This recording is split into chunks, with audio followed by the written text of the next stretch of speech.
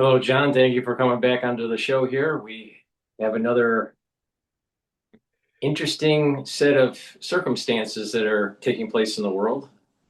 Indeed. So, just to remind the audience, in the description of this video and all the videos I do with John, please click the link that will take you to his website and take a look at some of the periodicals. You can sign up for periodicals. You can also sign up for a reading. We'll talk about what those are. But it's really important that you help support the work that John does. This is a great way to do it. So please click the link. We'll remind you to click the link multiple times throughout this broadcast. But John, shares a lot of information about what's going on in the world, and you can benefit from the wisdom that he has. So please help support his work. So, John, And with and that, also and also you can help right now by clicking the like button. It definitely helps the YouTube bring more people in. And the other thing too that I've forgotten to say that a lot of the sources that online that I follow, they say this also, they say this other thing. They say, yeah, take these links and share it with all your friends that have not seen the show before. If you got friends that you think might be interested in what Paul and I are talking about every other Sunday, share them with as many of your friends as you can, these links, or send them to where they can watch the main link, search link, where all of my things are there. All you have to do is go right in Paul Cottrell, comma John Hogue, Hogue, and that all prompts up. I'm done. so John, I mean, there's a lot that has transpired in the last 2 weeks with the war between the United States and Iran and Israel and Iran, How Israel. many fingers do I have? Right, there's a lot that's going on. So where do you want to start? Well, let's start with something that's a little goofy. Um, although it's not a, it's prompted by something that could be tragic or history shaking. The Prime Minister of Israel, Netanyahu, has not been around in public. He has not appeared in the security conferences in the bunker. There are signs that his house had been attacked by Iranian missiles. I mean, the Iranians are basically, there's also word that perhaps Ben-Gvir and Smotrich, some of the really hardcore Zionists who are pretty vicious people, are either seriously wounded or dead from it. The Iranians are saying, okay, if you're going to play decapitation with our leaders, the Iranians have this pattern. We don't do these things to you until you do them to us, and then we do them better than you. And so it's what has prompted up the last few days are I'm actually pretty good at reading when an AI figure is talking online. I don't know why, but it's just so there's been a couple videos out where there's Netanyahu speaking, and you can. What has happened is sometimes when he's talking, he's talking like this, and then suddenly he flicks his hand and he has five fingers and a thumb, and then he flicks it again, and it's back to four fingers and a thumb. Uh, and there's those usual ways. I mean, I can impersonate, like, let's say I'm going to now magically become an AI version of myself. And this is what would start happening when I'd be going like this, and the way that my mouth moves would be more blurry like this and a little faster, and then I would be doing things like this where I do these quirky little gestures where I go I'm gonna I'm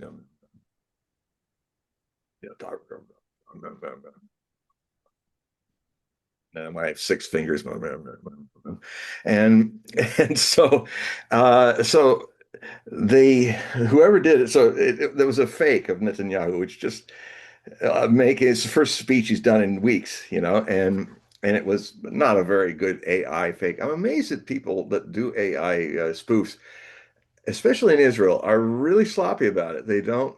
I mean, when the guy that's now retired, but the guy in the IDF who went into the ruins of the hospitals, into their basements in Gaza, and he was trying to show where all his stash and stuff was, and I mean, there were AK-47 stacked up next to a MRI machine, which means it's the last place you want to put a heavy metal gun because it'll go boom right into the machine from the electronic or the magnetism, and just stuff that was just so third rate.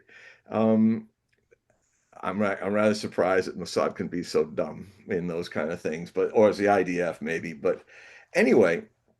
So a new one of Netanyahu in one of the places he likes to go in Jerusalem, West Jerusalem, to have uh, a mocha coffee.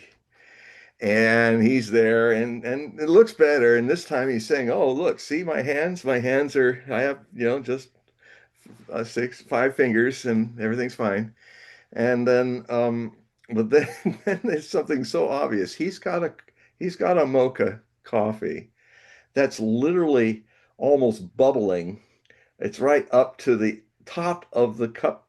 So even if this were real, even if he was just doing this much of a move, it would be going splat, splat. And then when he does, almost like he looks at you and like, oh, like watch me, which he shouldn't do because that's leading it up. He's taking this absolutely full cup and he does this. And then it hasn't changed. It's the same size. And if he had done that, it would have gone all over him. And so yeah, they got the hands right. You caught us. But then the coffee cup's even more stupid. So um, that is not helping us wondering if he's either some words are saying that he's in a coma. Some are saying he's been dead and was killed. And six other generals were killed with him, including his older brother, who was in this meeting. And the other thing I'm learning from this is the Israelis are are very unwise not to, you know, the same problems happening with the Americans, especially when you're bullies. The concept of the bully, and I will just say it outright. I think the Zionist leadership they're a bunch of bullies. And and if you've got a kind of racist mentality, you just don't you just don't have any respect for the people that you consider as Untermenschen, as as goyim, as people, because the Zionist regime is one of the most racist, ethno-supremacist states since Nazi Germany. And the Nazi Germans used to talk about the same, in the same disparaging way of the subhuman Bolshevistic Jewish Soviets, in the Soviet Union. And in a way, there's a parallel here because, um, Netanyahu and Hitler have a lot of karmic echoing parallels. It's ironic that would happen that Netanyahu, a leader of the Jewish people of Israel, would end up doing what Hitler did to Semites, which Netanyahu doesn't even regard, and Israel doesn't even call Palestinian Semites. Have you ever noticed that? Everybody, how they just anybody who knows the basic ethno history of the Middle East knows a bit of their Bible, knows that the seed of Abraham went to Ishmael, he was the founder of the Arab race and the Hebrews. So, and I've said in earlier shows that one could argue the earliest statements attributed to Yahweh, to the Lord of hosts, talking to Abraham when Ishmael was already born and already in his late teens, ready for manhood. This is before Sarah became fertile again, and then Isaac could be born. But that's the famous part where all these areas between the two Euphrates and Nile rivers would be the land of his seed. Now, his seed at the time was Arab. It would later become, because certainly the seed of Abraham went into Sarah when Sarah had become fertile again. So it doesn't change those first statements. My seed, this, and the whole area that Zionist supremacists want to turn into Greater Israel. How bad a parallel is that? You know, the official name for Nazi Germany was Der Großdeutsches Reich. That means the Greater Germany, the Greater Israel. And and it's interesting that as Hitler really wanted to go east, you know, the lion's share of the land of Greater Israel is east. So there's a parallel there. Um, I mean, it's just a little bit that goes up to the Nile because Israel, as we know it now, is just right there. Anyway, God said, as I understand it, all your seed, which means the Arabs and the Israelis and the Hebrews, this is your land, not just one, not just for the other, not one saying we're superior Semites than you. In fact, we feel so superior that we don't even regard you Palestinians and Arabs as Semitic, which is a classic sense of racist denial. And um, so basically, and I mean, it's even amazing to see. I was just writing some new passages for my new Hogue Prophecy report. It'll come out before April because it's really about April, and we'll talk about that, a little preview. But I've got links to shelters in Tel Aviv where where Christians and Arabs are wanting to come into the shelter, and there's a gatekeeper there saying, you can't come shelter, you're not clean. And he's actually saying that, and the woman's saying, who's a Christian, says, let us come in. It's and the guy just takes, he doesn't touch the man. He's not man enough to get violent with the man. He knocks down the woman first. And then the Christians are they just, no, no, no, wait, calm down, calm down. The Christians are trying to keep this, he slapped me on this side of the cheek, I turn the other, but calm down, calm down. And, um, and yet at the same time, I just put a bunch of links in where,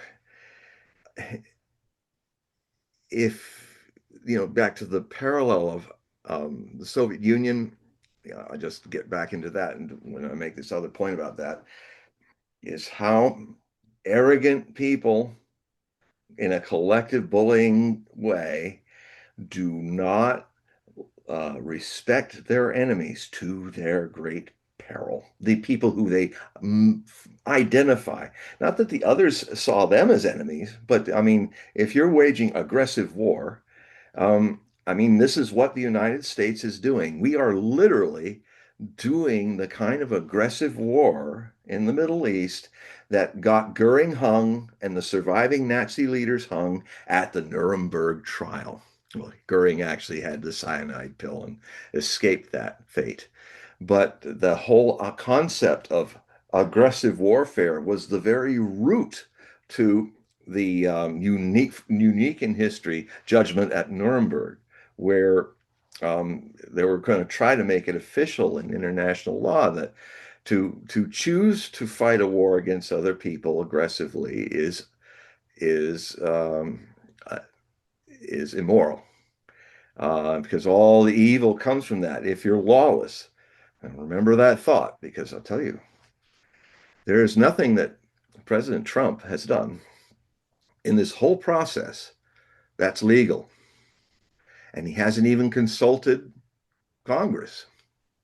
And Congress is not pressing him to do that because most of those people, from several hundred thousand to several $1 million apiece from AIPAC, are completely bought and sold and are basically not our representatives anymore. They are Israel's representatives.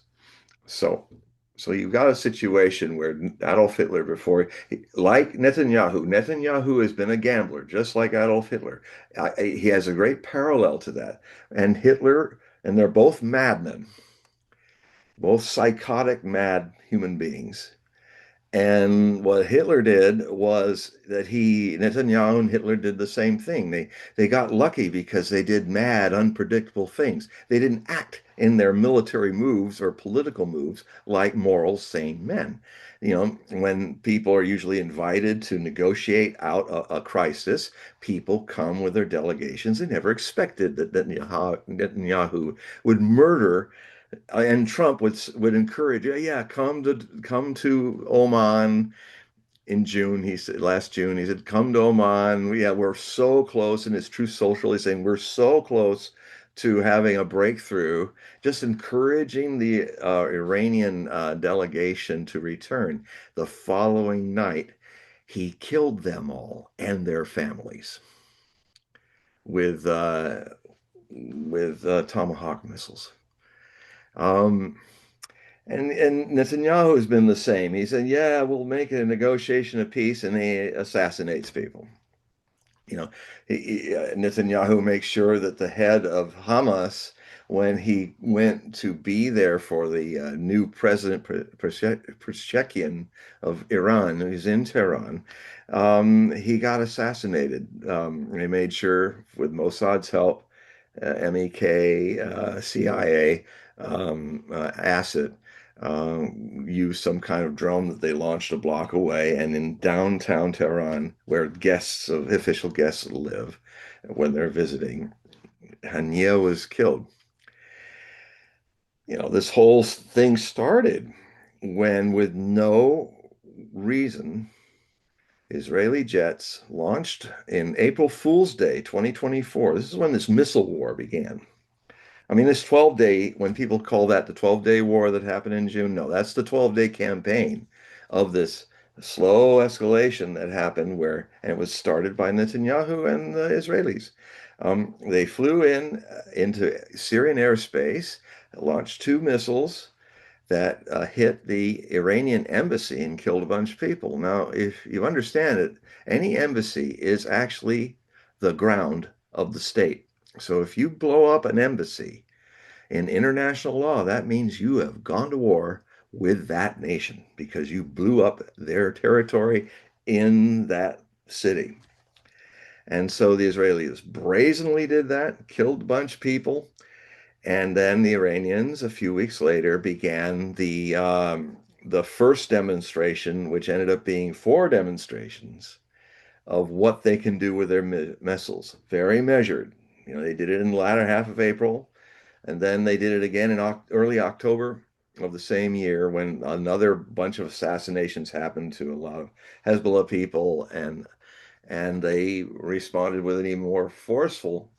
And then finally, in June of 2025, um, when they did the first decapitation attempt to take out the Iranian government and scientists and all, then that was a complete Pearl Harbor, but it was also a wake up for the Iranians. They finally realized this, we have to fight these people, not talk to them. We have to fight these people. These people are out to destroy all of us. It's an existential threat. Now, so it got finally to that position, and they did a good job with Mossad and stuff, overwhelming the defense systems, and for about 18 hours with Russian help, they were able to clear out the bugs that were in the system. But you know, for 18 hours, Israel was nailing them with all they had, and then after that 18 hours, the next week they pounded them to almost to where Netanyahu was getting on the phone with Trump and saying, do something, make some gesture, get the Americans to get into this war, make some gesture, call victory, and do a little kabuki and stop. Because if you don't help us, we're going to go nuclear on the Iranians because they are defeating us. They are pounding us really hard. Now that was bad. It's so bad now across Israel. The damage is so bad that the Israeli government, if they catch you taking videos of it, will put you in prison for 5 years. And but it's still leaking out, and I mean it's terrible. Now the Iranians are, I mean the Iranians are doing exactly what they've always warned. We're not listening, and they exactly then do what they say they do. Unlike U.S. and Israel, who are liars in this thing, never saying what they really are doing, sneaky. And so, what has happened now is the Iranians are have been struck about 2 weeks ago, and they got a little shock, the U.S. and the Israelis. Within 30 minutes, not 18 hours, within 30 minutes, the Iranians launched a couple thousand missiles, hitting all the U.S. bases, pummeling Israel, and all across the region, making it very clear that this will now be a regional war, as they warned. They said, we will bring the whole world into this war by shutting down the Strait of Hormuz and cutting off 20% of all the oil and a lot more of the natural gas from Qatar. And what has happened in these last 2 weeks is historically changing the whole course of history. The Gulf Arabs are done. The sheikdoms are not going to survive this. That's what I'm seeing. The whole idea of having a little playground for rich people in UAE and Abu Dhabi and Dubai, where these beautiful spiring towers, a little fantasy Disneyland for the rich and infamous. Um, the idea of them having safety, no taxes, everything's safe. We're safe here. It's clean. We got great beaches. That's gone. That's gone because and what's happened is every time when they started to hit the Iranian banks with missiles a few days ago, now the Iran is saying, okay, we are going to take out every bank in the Middle East. And so they've been bombing UA, all the banks are getting hit. Uh, and they're just saying, you people, just everything you do to escalate this, we hit you 10 times harder. And the other thing, the this is kind of parallel. Netanyahu, before he might have been killed a few days ago, if he's still alive, um, had to face the fact that Hitler had to face the fact. Because just like Netanyahu, Hitler had taken out France.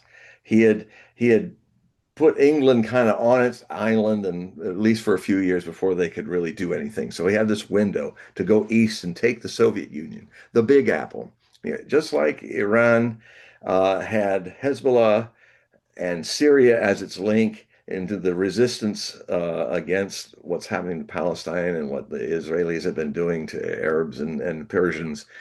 And then Netanyahu collapsed Syria. That was pretty amazing. He collapsed Syria.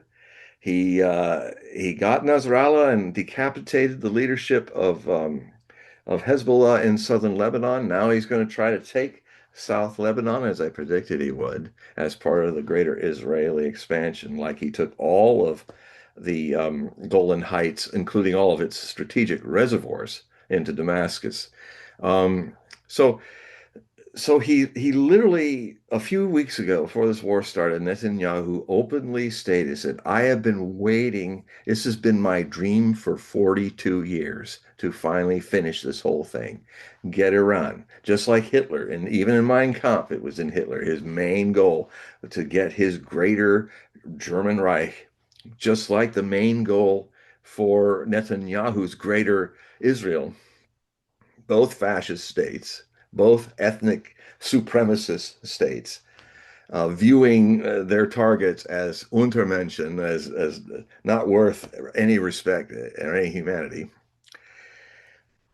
At the last step, Hitler hit the Soviet Union thinking all you have to do is just kick the storefront door, and the whole rotten edifice of Bolshevism will come collapsing. Well, it didn't.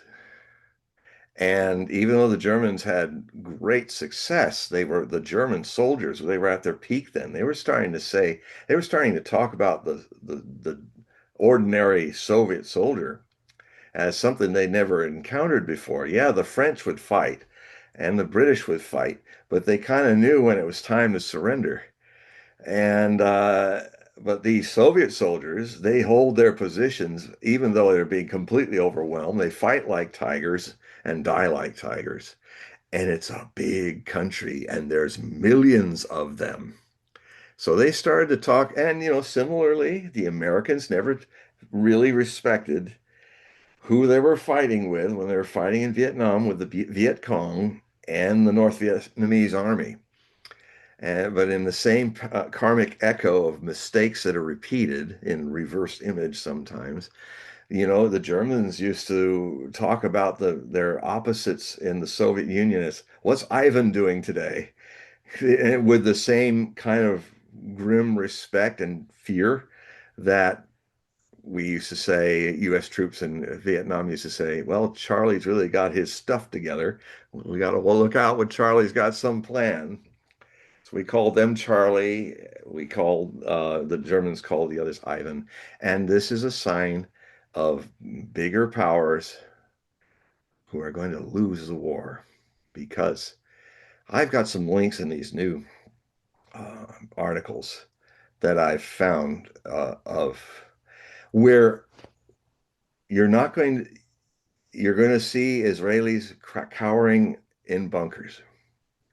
But if you go to Iran, where US bombs are literally falling on the demonstrations, those people aren't screaming, yelling, and running into bunkers. They're standing there with their flags and they're yelling, Allah Akbar, Allah Akbar, with their kids, their families, the whole, men, women, they are, and in their millions. If you watch mainstream media, you're not going to see that in their millions, and they've been doing it every day, every night since this war started.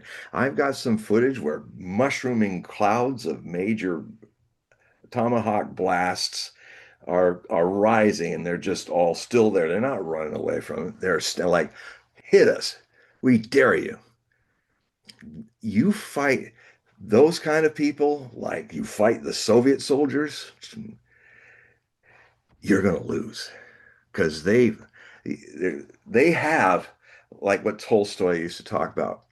The Battle of Borodino is a big part of War and Peace, his epic about the Napoleonic times and the invasion of Russia and all. And it was Borodino was the greatest single day battle in the 19th century for killing people. It killed we had 120,000 Russians or maybe 128,000 Russians and 135,000 French.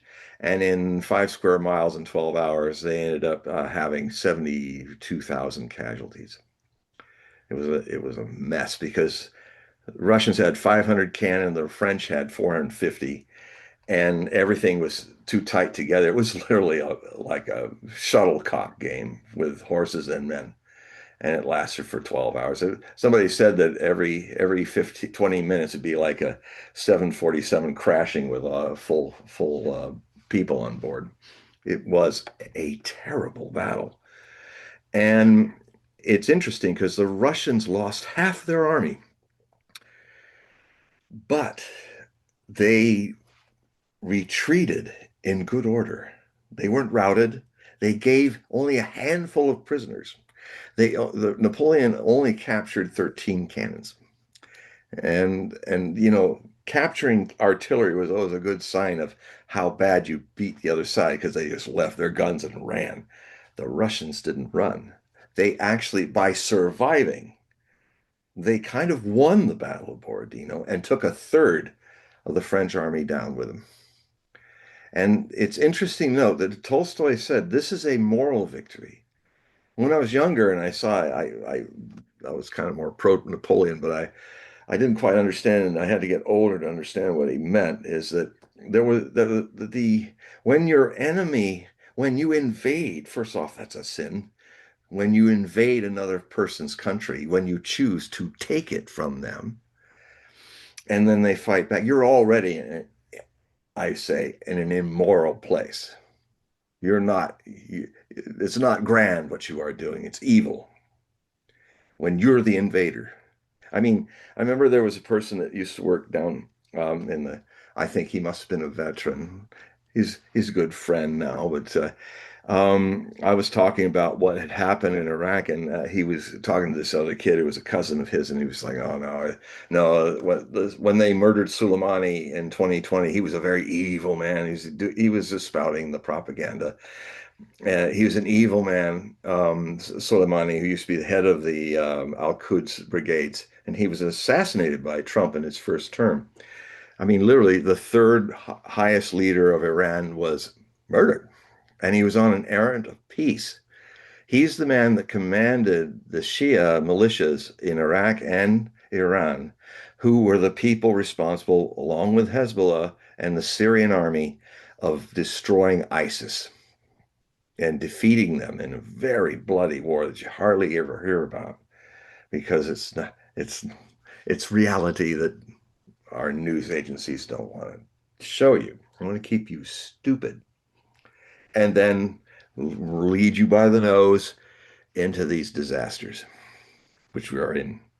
So this immorality, when you're already on the wrong moral foot when you invade, when you literally decide to rob somebody else's house and take somebody else's land and just say, well, I'm better, I'll take it because I'm better. No, you're worse.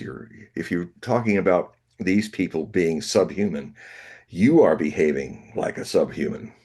You are you are turning your humanity on its head. And so the idea, it's interesting. I think Tolstoy was right. Napoleon's army never won the battlefield at Borodino, but they lost about 32,000 of their 130,000 men.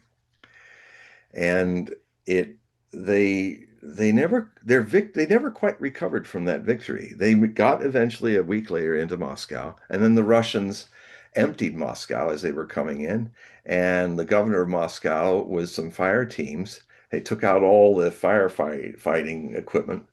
They set Moscow on fire, and in 5 days it burned down.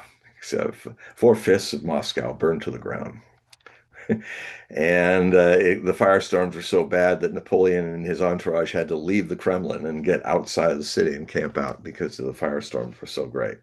So, I mean, um, you're dealing with an enemy who will do scorched earth. You want to take the land, they'll destroy it so that you don't have much from it.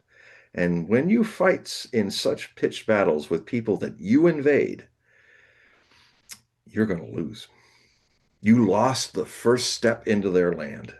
And so anyway, this man was upset about he was overhearing what I was saying about how Soleimani was the man who helped the two-thirds of Iraq's population is Shia Arab, and so they are cousin Shias with the Persians.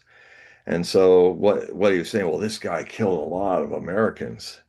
Yeah, he did. He was the guy that improvised the shaped explosives that blew up a lot of Humvees and blew up a lot of armored personnel carriers. And yes, many hundreds of Americans. But look at it from the Iranian view or the Iraqi view. Let's say this is an argument, if we put it into the American Revolution argument. You have somebody who's pro-British American, uh, which there were many. A third of the people in the 13 colonies were not for the revolution. And he was saying, oh no, George Washington, he's a terrible man. He's a horrible man. He killed so many of our men. And I would say, you mean he killed a lot of redcoats, right? Men wearing British redcoat uniforms who were invading our new country, who were invading our new country that declared its freedom, and they were coming to bayonet and burn us down and all that. You know, an army of occupation. What were we doing there in Iraq in 2003? We invaded their country. They didn't ask. There was not a faction in Iraq that said, please save us from Saddam Hussein. We made a choice and we invaded Iraq. And we then, after invading it, we disbanded all the government and social services because they were run by the Sunni minority, which Saddam was part. Now, Sunnis in Islam are the great majority. There's 2 billion Islamic people. There's 260 million Shia. Most of them live in northeastern Saudi Arabia, where the oil is, or they live in Syria, the Alawites, or they're Houthis, Ansarallah, in Yemen, and but they mainly live in the Persian regions of Iran. And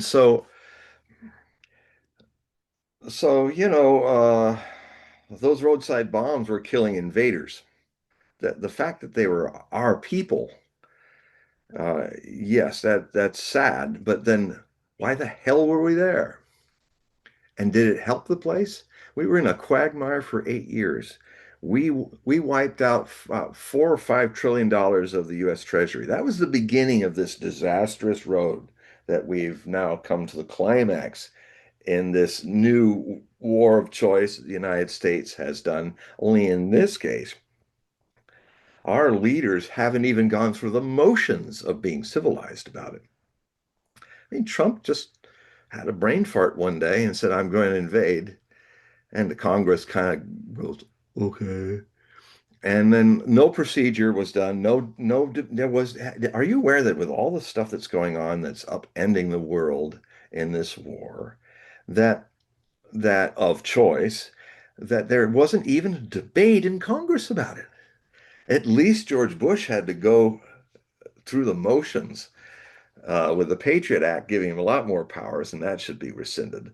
After 9/11, this executive branch became much more it was no longer the checks and balance of the executive branch of the president, the Congress, and the courts.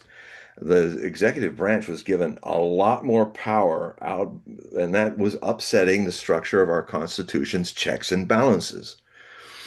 But now we've been invaded by a foreign country that has bought our leadership on both sides of the aisle. And so, I mean, we are a nation that's occupied by Israel. It has occupied our government.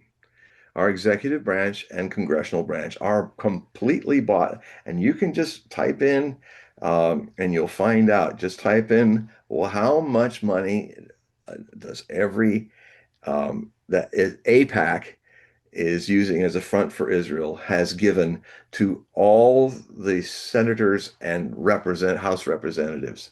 And if you'll see the whole list of how much money that they've gotten. It's jaw-dropping. It's just like literally they've bought our government. So, if you wonder, and it's kind of scary because if people say too much about it, like Charlie Kirk at the end of his life, he was saying, man, and he loves Israel. But he says, I love Israel enough to criticize it, when it's going in the wrong direction. And what happened to him? In the last few days now, Tucker Carlson is being threatened, and I'm a little concerned for his safety. He may go the way of Charlie Kirk. I hope not. So, anyone who speaks up against this unconstitutional behavior, well, we have a government that's really not serving us. It's serving Israel. Um, so the problem is it comes again and again in history when people are hit by aggressive bullying nations, they eventually end up fighting somebody that fights back and they go down. Nazi Germany went down. Nazi Zionism will go down too. It is going down. This and by the way, if Trump wants to do declare victory and go home, the Iranians have made it very clear that they dictate when this war ends. And here's the thing, they have been preparing for this showdown a lot better than their adversaries, their self-appointed adversaries have prepared. Here's some interesting math. We don't, no one knows except the Iranians how many missiles they have of all calibers. But my sense is telling me it's a lot more than we think. But let's like shoot out a number there that a lot of American mainstream news kind of likes to estimate. Let's say there's 20,000 missiles. And if we look at the rates of missile fire that happened in the June war, you're looking at around 3,000 missiles used a month. That means they're not going to run, they can fire day and night on Israel, on all the US bases until they're literally gone. And most of them are just ruins now. So devastated. And you know, we're in a position now we can't afford to rebuild them. I mean, literally, the Iranians are they're saying openly, we will not stop until the Americans leave Western Asia entirely. Otherwise, the oil spigot is off. And they have 60% support of the rest of the world that are really sick and tired of America and Israel and what they're doing. The world global majority is against us because we are the bad guys in this. Now we can live what it was like to be Nazis with the whole world fighting us, with our wars being illegal, unconstitutional, and bestial. And you know, it's like, I'll give an example. This war started with an atrocity. It started with down in a Iraqi town that's in the Strait of Hormuz. It's in the Persian Gulf, and there's a naval base there. And for the naval base has been there. Well, the school has been there, and the naval base has been there since 2016. But what happened was, and Scott Ritter is my source for this because he knows how people researching things have changed. When he was an intelligence officer, there was more hands-on human eyes and human reasoning. But since AI has come, the the human eyes that can recognize too many fingers on a hand, where the machine doesn't, and many other things that are very key to the information not being accurate. Um, AI is taking over intelligence work. Give you an example. What will happen now is the AI program will be set up so that it will look at certain dimensions of buildings, and then those buildings will then be called by AI because of their size and how many people they can hold. They must be barracks. Do you know why the Iranians have closed all their universities and schools? Because AI has been sending missiles now for 2 weeks, wiping out schools. Elementary schools full of 300 girls aged 7 to 12 was the first one to go. And the reason is that there was no living human being watching the AI and going, oh, wait a minute. Why don't we look in the normal way of history and find out through open sources? They would have found out that in 2016 that those buildings next to the base had become a school for the girl children of the officers and men of the Navy officers and men of that base. So if there was a Scott Ritter in looking at that kind of stuff, he would look, oh, this program's wrong. We have to always check with our physical mind and eyes what our machines are telling us. But these people aren't anymore. Um, and so, and then we would have found out that in 2016, this part of the base was bought and made into a school for elementary school age girls. And it was not part of the base. AI, but if you rely on AI rather than your own living intelligence, you end up launching, not only do you hit the base and strike the buildings, but these buildings where the kids are, you hit that too. So the first wave of Tomahawk's missiles came in and they destroyed the school where the girls were and the teachers. The survivors trying to carry out the wounded and the kids and all freaking out and they're bloodied and they're carried them to the little mosque, the little prayer place that was where the girls used to go pray, doing the 5 days, the five prayers. And so we're doing this all over Iran, the double tap, which is really vicious. You take down a building, and when the people are trying to dig out their families, and when the ambulances and the firemen are trying to help and pull people out, we make the point of hitting it again with a bunch of missiles to kill all those people. We're wonderful people, aren't we? We're This is just disgusting. And this is how we do war now. We're the bad guys. And so the people that survived the first strike were all killed in the second. And not only that, but they had been calling on the phones that were still working for the parents to come and get their kids out of this target zone. So a lot of the parents, the wives and stuff, or relatives were coming to get their children out of there when this double tap happened and killed all them too. 160 girls, little girls, 7 to 12 years old, and another 16 adults were murdered. And there was no military target there. That was pure civilian. And that was happening all over Iran.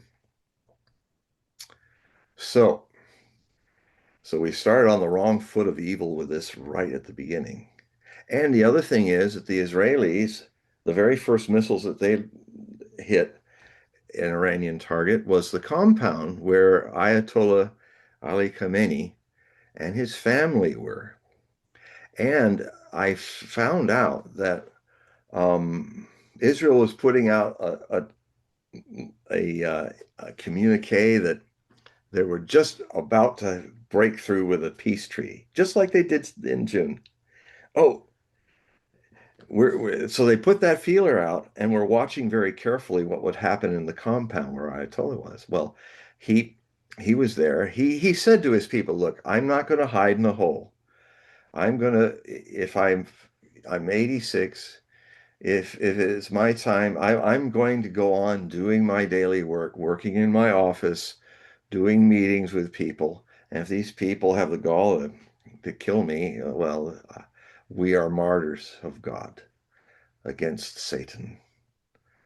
And and so they the Satanists in Israel were saying, hey, they were making indications that they hoped would happen, that they might have a meeting there. Some people would come, and it's in the compound. The whole family is there in the compound. So the first 6 missiles from Israel wiped out the compound, killed Khamenei, killed his wife, injured his son, who's now the new Ayatollah, but he's still in the hospital, kills his wife, killed his family. You know, is this how you wage war, murdering civilians? Do you think the leadership of Iran, the leader of Iran, is going to say, oh, yeah, let's do peace with these monsters? What are they going to do? If we make peace, it'll be all right, right? No.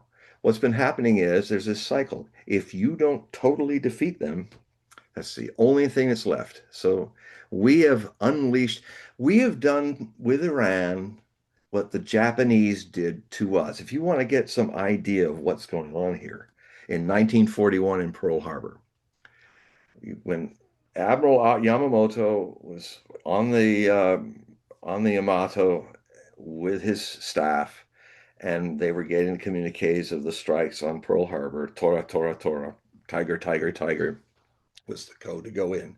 That means that they caught the Americans completely by surprise. Now, what was going on in Washington? You see, the Japanese naval officers and army officers were, in their own way, were following the code of Bushido, the code of the warrior, the samurai code of honor. And in Bushido, a samurai never ambushes somebody. He comes forth and said, "Prepare yourself," because it's below him and the honor of a warrior to just sneak up on somebody. That is, if a samurai did that and was caught, he'd commit suicide because he's not worthy to be a samurai. So Bushido was in play, but and so the Tomura and his team in the Japanese embassy were trying to type out on a Japanese from Japanese to English the declaration of war that was supposed to be delivered to the Secretary of State of FDR's government before the strike happened. It was a modern 20th century way of saying, and we're going to honor ourselves by telling you we're coming before it strikes. But what happened was the typing took longer than normal, and the Secretary of State purposefully was late, made them wait. Uh, so for a long time, and what happened was the declaration of war was sent 45 minutes after Pearl Harbor was attacked. We lost over 2,000 sailors and Marines and Army and killed and 1,000 wounded. It was, and all the battleships being sunk, the Arizona blowing up with most of the dead were from the Arizona's magazines blowing up. I mean, if you watch Tora, Tora, Tora, the movie, it's really quite accurate to what happened, and especially the scene where Admiral Yamamoto is, they're all praising him, his staff, and he just seems rather reserved about something. He knows something. They all calm down, says, "Thank you.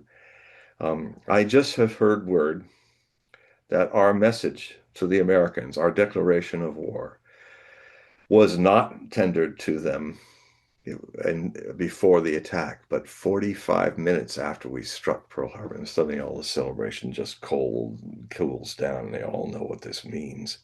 And he says, "I cannot imagine." And he lived in America. He was a military attaché in America, so he spoke English. He'd been across the whole country and learning what. In fact, when the war was starting, he was telling the leaders of Japan, he said, "How many cars do we make? 120,000. They make 800,000 cars a year.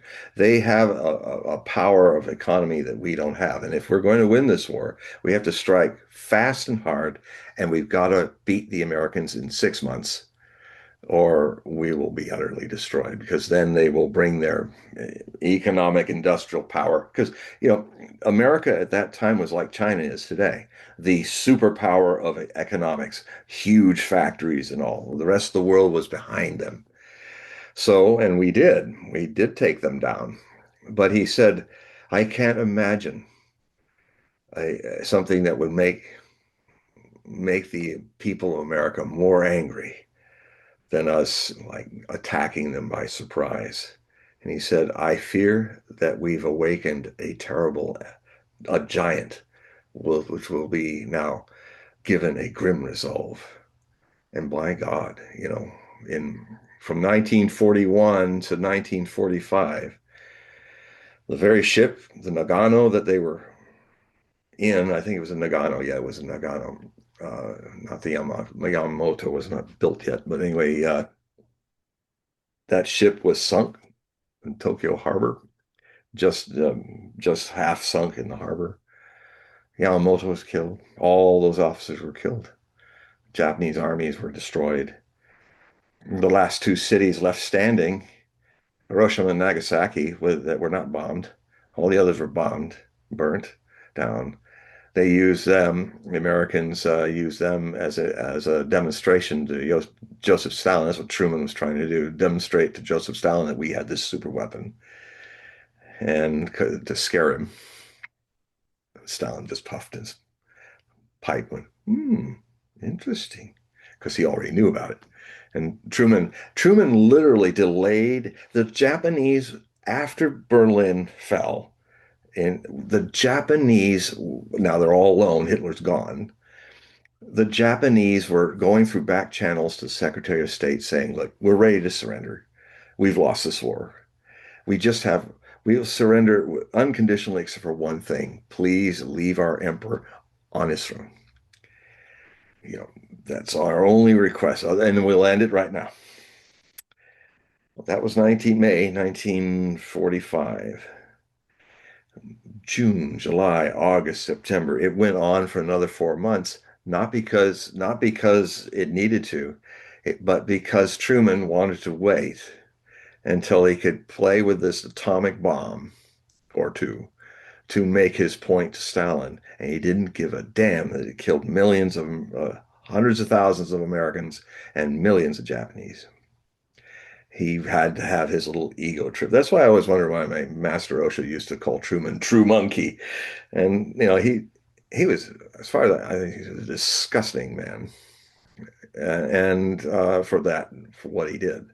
But then again, a lot of racism in the world. Even if you watch the series The Pacific, which is kind of Band of Brothers in the Pacific version, it really shows to what extent racism dominated both sides in the Pacific theater, just like it did in the Eastern Front, the two most vicious fronts of World War II. So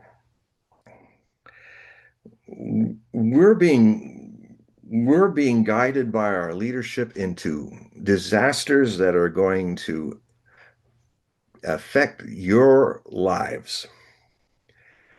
Everyone, every American is going to have their lives changed by what is going down in the Straits of Hormuz as they have been closed. They're not actually closed. I actually predicted that they wouldn't be closed. I predicted that in my last report that the the um, the Iranians would well, there's two things they've said. They said if you're not a friendly nation, we'll let you pay for your oil, but not in US dollars, in Chinese yuan. If you pay it in Chinese yuan, you can take your oil and go. But if you are a friendly nation, we will let you come and go as you wish, pay any way you like. So the Iranians are showing that they have a greater understanding of what's at stake than we childlike Americans seem to know. And this is the end of President Trump's presidency. He's very likely not to finish his term. I've always been saying I didn't think he would finish his term, but this is the end of that. This is going to cause a great political upheaval and economic upheaval in the United States and the world. It is also Trump is so desperate that he actually made a deal with the Russian president to lift the sanctions on oil so that the Indians get their oil from him. What he's literally done is handed Russians something like $150 million a day to $200 million a day profits for the next several weeks. And that will pay for all the money they've spent on the wars that they're involved fighting us through the Ukrainians. So it's a mess. It's a mess because Donald Trump is cognitively declining, and it's making him bring out more of his bad sides than before, as it often does when people start to lose their minds through old age. And none of what he's done is legal. None of what he's done is constitutional. He's He's a man that's openly saying, and I think it's certifiable for the 25th Amendment, he is saying, well, my morality is, I trust my morality more than the law. What morality? That's why we kind of jokingly, it's kind of gotten all over the world. He likes Operation Epic Fury. He says, oh, that's a good name. I like that name. I really like that name. That's good. Well, um, what most people are saying around our world is it's Operation Epic Epstein. I mean, it's something that started one of my sources in Iran, and is where I first heard the ideas. They just call this American regime the Epstein regime because, and then, chased by the fact that the first people they kill are a bunch of girls. Epstein is not what you would call a friend of womanhood, but an exploiter of womanhood. Well, so it's now the whole world's looking at us, and a lot of the alternative media is calling Trump the head of the Epstein regime. And maybe he is, why he's bought off and sold. They've got him, they're blackmailing him somehow, but he stepped in and did all that immoral stuff. And here we are. So are there any questions or comments? There are quite. There is a question here, John. Do you feel that this is the end of the American empire and the petrodollar? Yes, it is the end of American empire, and it's going to be a rapid decline. The rapid decline, and watch what's coming next month. Um, I call the chapter of the new Hogue prophecy report the apocalypse. The apocalypse. It's a tongue twister, but the like April lips. It's April is going to be apocalyptic. Very possible. We may not get through April without nuclear weapons being used. This is the window, since their atomic bombs and nuclear weapons may actually be lit off. The problem, if I can keep it as succinct as I can, is conventional means of waging war that Israel is using and exhausting, and the United States is exhausting, is literally creating a situation where the level of we're taking THAAD radars and batteries out of South Korea and putting the others have been destroyed. I mean, the multi-billion-dollar radars have been taken out by the Iranians to the point that the whole area is blacked out. And people that are hearing the alarms in Tel Aviv are hearing them 1 minute to 5 minutes before the missiles come down, when they had 20 minutes, 10, 20 minutes. Um, the Iranians have systematically taken out all the radars, very expensive stuff, and would take years to rebuild. The port where the Fifth Fleet is in Bahrain is toast. And they're taking out all the banks because we were taking out their banks. Um, Trump is what hour it is when his new plan is. There's no plan. They're improvising. They walked into this thing basing all of their moves, including the Israelis, on what they wanted to think their enemy was like, not how they are, just like Hitler did with the Soviets. And it's not working. Um, Racism has its karma. If you view your enemy as subhuman, you're not going to recognize your efforts to be yourself subhuman, and you'll get yourself in big trouble. I mean, we're talking about levels of defeat that has not been seen since Nazi Germany was taken down. Only it's us now and the Israelis. The survival of the Israeli state may not make it through next month. because it's what can I say? It's just when the Israelis bombed the storage oil fields that were outside of Tehran, and that unleashed an apocalyptic pall of black smoke. It literally blotted out the day. And it looked like right out of the apocalypse. And then a rainstorm mixed with it. And 13, 14 million people of Tehran were under an acid rain of black rain, of oil rain, uh, toxic, putting everything under toxic rain, all those millions of people. So what did the Iranians do?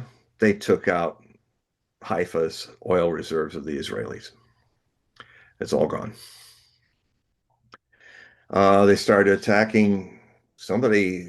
UAE allowed some missile to go and hit some American missile, I suppose, to hit the water purification installations that are used by Iran. So Iran said, okay, they took out their water purification systems in UAE. In another week, they might run the Gulf states, the Emirates, might run out of water and food. They won't be able to live there because only 8% of Iran's population does water purification, but 80% of the UAE, 80% of Saudi Arabia. That's the other thing. Saudi Arabian those airfields were destroyed by Israel because they said you're using them, your radars and stuff to hit us. So that whole attempt to make détente between Saudi Arabia is over. And now Saudi Arabia is which is intriguing in a sense of Nostradamus' prophecies because I consider the crown prince now for the last several years to be after trying to find who might be Mabus, Mabus, the third and final Antichrist. He covers all the steps that Nostradamus placed, including being a world leader.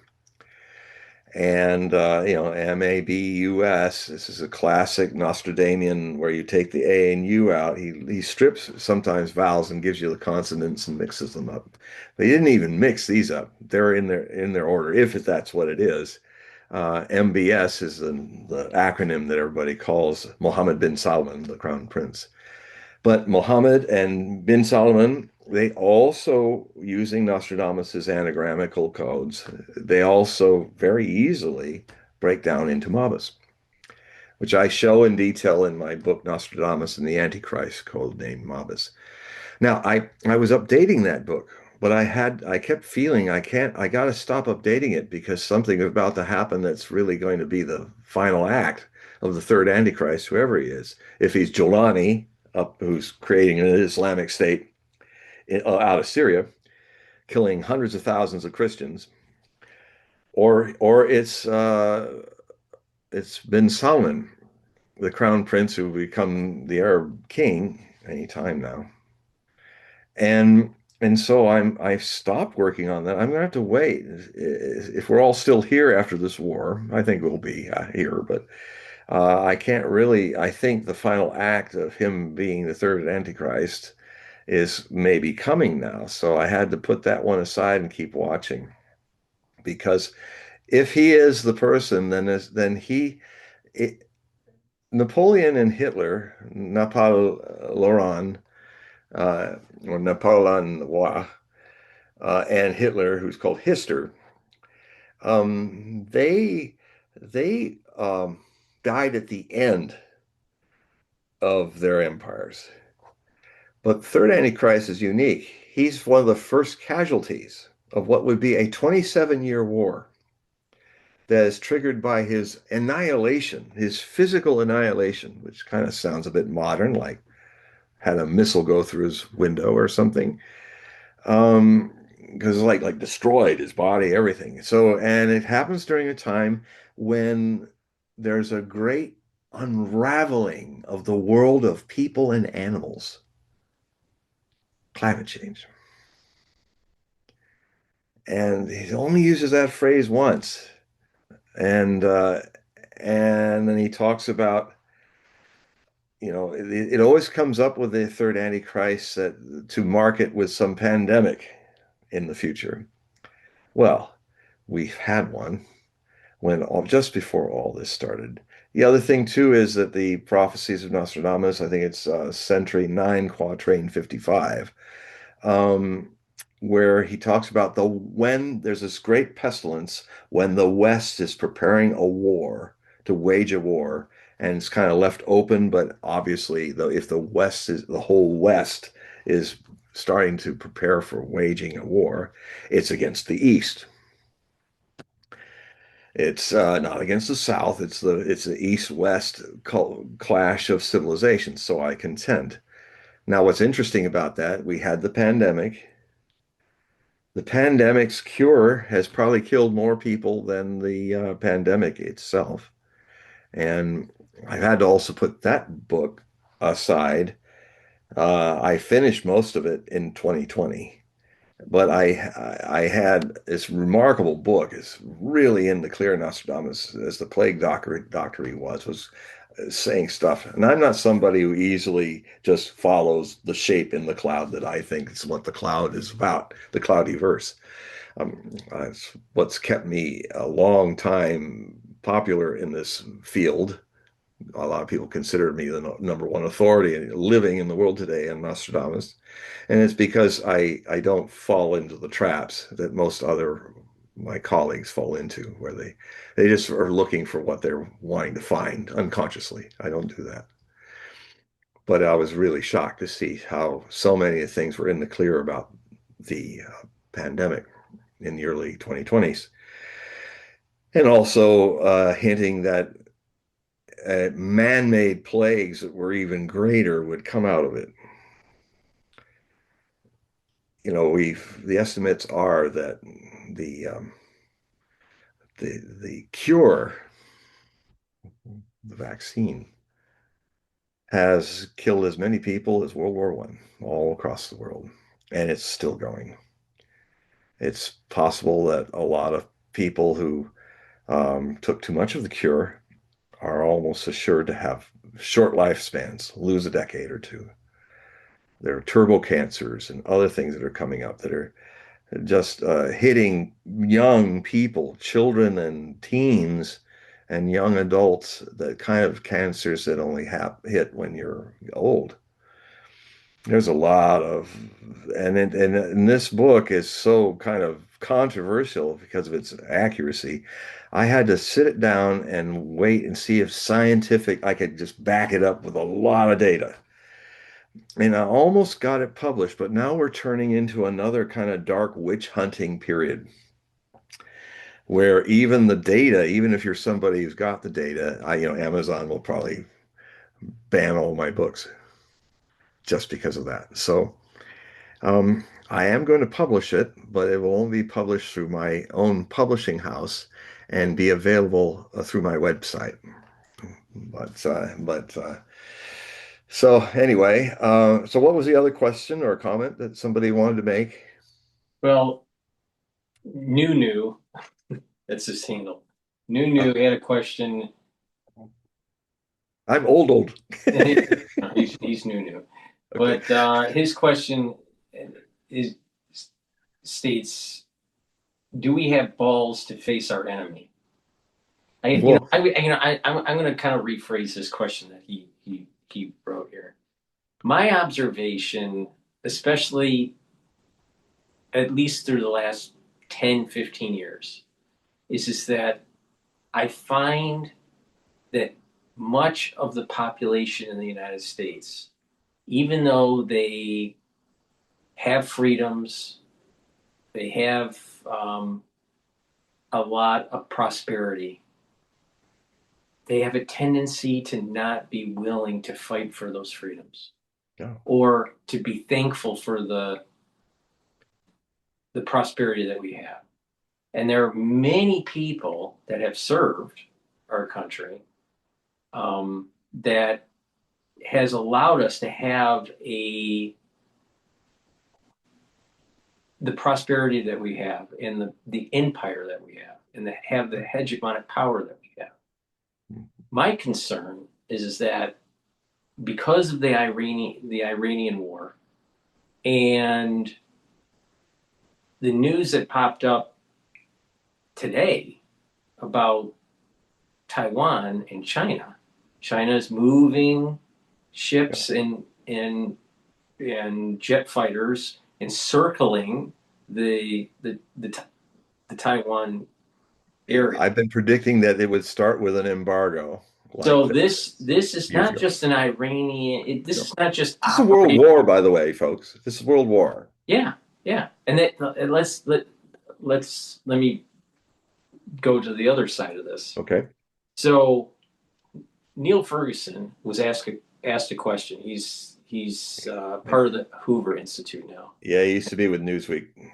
I So used to I used to consider him a source until he kind of went off the deep end. so he was asked the question: Are we in Gulf War II or three? I guess it's Gulf War three. Gulf War three, or are we in World War three? And he said Gulf War three. I That's think why I don't read him anymore for I think decades. we're in He's World a War three. dummy. I think we're in World War three because you can see if Iran was just contained, then you wouldn't see all these nodal connections Yeah, to other regions of the world. Let me give yeah, you an example. yeah. So, like what you brought up, Trump was saying, well, we're going to ease the sanctions, allow for Russia to sell oil to India. All right. But with higher oil prices, Putin's going to be making more money, and Putin will be able to use that for his war effort in Ukraine. Another nodal point, the Hornets. Zelensky wants to sell them to the United States to knock out the Shahed drones. So what I'm seeing here is that Operation Epic Fury is not contained. It's not a self-containing regional conflict.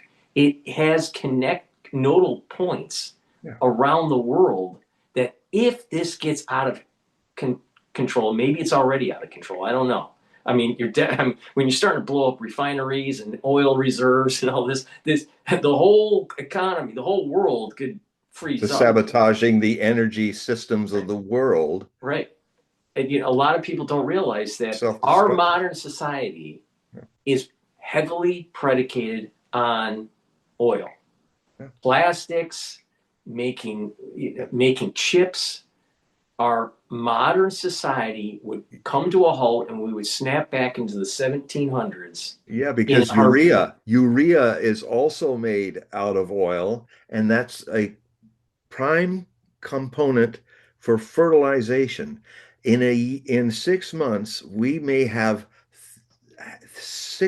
30% less urea than we need to feed the world. Right, right, right. So let's take this one step further. Not just do we have nodal points for, quote, a world war that are tied to Iran and China and Taiwan and Ukraine and Israel and Lebanon, right? Or Syria. But we also have been experiencing, especially in the Midwest and the eastern seaboard, temperature changes, precipitation changes in just the last few weeks Yeah, that are unprecedented. they are. They're rare. Right? This is a very, very rare thing that's It's happening. not so So you rare add in, anymore. It's only right, rare now because yeah, people aren't reporting it, but it's all over the place. This climate is unloading fast. right. So what's happening is that we're having a lot. We're having saturated areas, with precipitation. So we're going to miss the seeding Yep. Growing cycle cycles on disrupted. top of not having the fertilizer That's right. because of this potential shutdown with the refineries. So if the Strait of Hormuz isn't opened up or some other way to get oil out of that region, if that's all clogged up with within a few weeks, the refineries are going to have to shut down. And Yep. that means that within 4 months or so, we're not going to have fertilizer. Well, it So also, people, when you shut down, when you do a force majeure, I mean, a lot of this has never been done before, and no one really knows how long it will take the refineries and the natural gas refineries to start up again. So, Right, right. Well, that's another thing that a lot of people don't understand is that the refineries are fine-tuned for certain types of feedstock, certain types of viscosity of crude. Not all crude is created equal. no, And even if you get the crude out of the Middle East, there's different grades of crude from that's right. Saudi Arabia or from Iran. So when they get their crude, when the refinery gets the feedstock, their refinery is fine-tuned based on that density of crude. Yep, So it's not something that you can swap between what the United States has versus what Iran has. So once they shut down those refineries, it can't be booted up right away yep, because you have to slowly you yes, have to slowly turn it back on and then fine tune it to be able to make the downstream products. So yep, if the refinery shut down, it's months to reboot it. yeah. And a lot But of people don't get this. no, most people are not educated. They're functional illiterates, and And even so strategic reserves. yeah. The thing, maybe Well, 28 days supply, maybe 30, maybe well, let's just give them the benefit of the doubt and it's 60 days supply. yeah, It's or still 90. not going to be enough. Well, what we just did, thinking, uh, Joe Biden in his 4 years to keep gas down, especially for elections, did not refill the U.S. Strategic Reserve, and it should be to be comfortable. It should be 600,000 barrels of oil. He left it at um, 400 when he left office. Trump said he was one of the many things Trump said he was going to do, but didn't, Right. is he didn't replenish it. Well, And you we can't just put 100,000 barrels into the market from that strategic reserve. So we're down to 300,000 now. And it didn't do anything, didn't change the stock market at all. So we've got idiots running the country. We've got a demented president, the second in a row, um, who, in the middle of an important news conference, suddenly gushed about how beautiful the yellow, the golden drapes were in his office. We're going to have a lot more of those disconnects happening. So for the ones that have been paying attention to our shows, we've been talking about Yep. this Rosh Hashanah and it coinciding with the Sabbath. Yeah. And there is a Jewish law that states that you can't blow the shofar on the Sabbath Yep. for Rosh Hashanah, and you blow the shofar to silence Satan. All right. So when you silence, because it's the new year, you're silencing, so you're allowing for a blessing to come down, some good fortune to come down for the next year, because it's Yeah. the new year.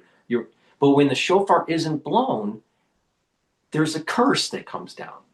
Yeah. All right. Now, the curse can be at a personal level, it could be at a community level, a countrywide level, or a worldwide level.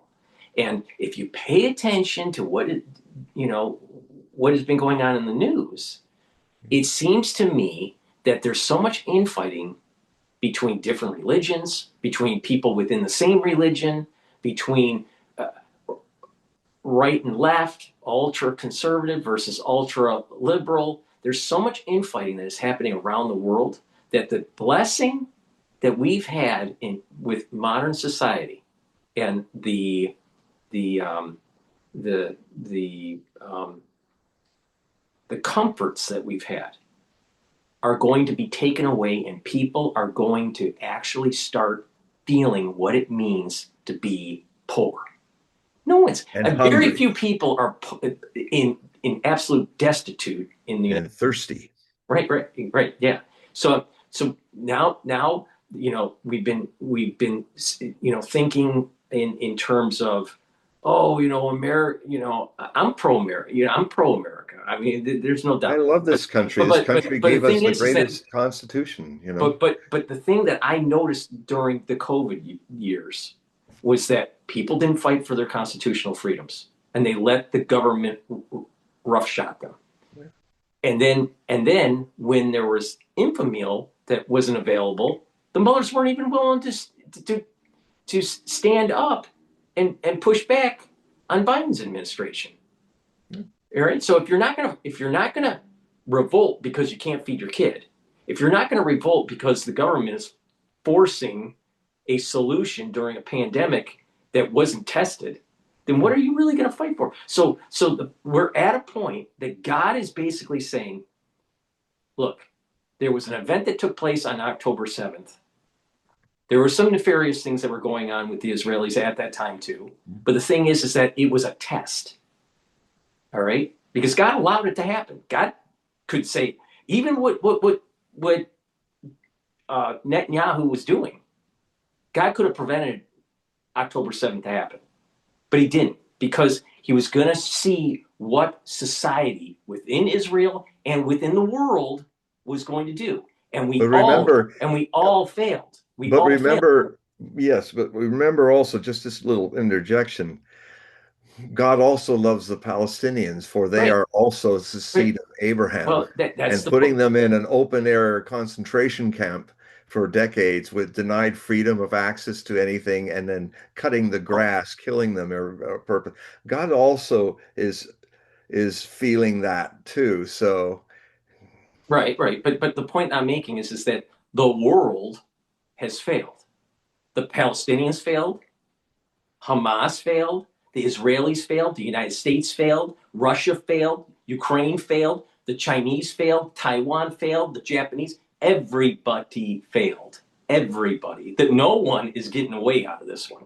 So because everyone has failed, the curse that's going to be coming down on September 11th in 2026, going all the way into the first week or second week of October of 2027, is going to be unleashing hell.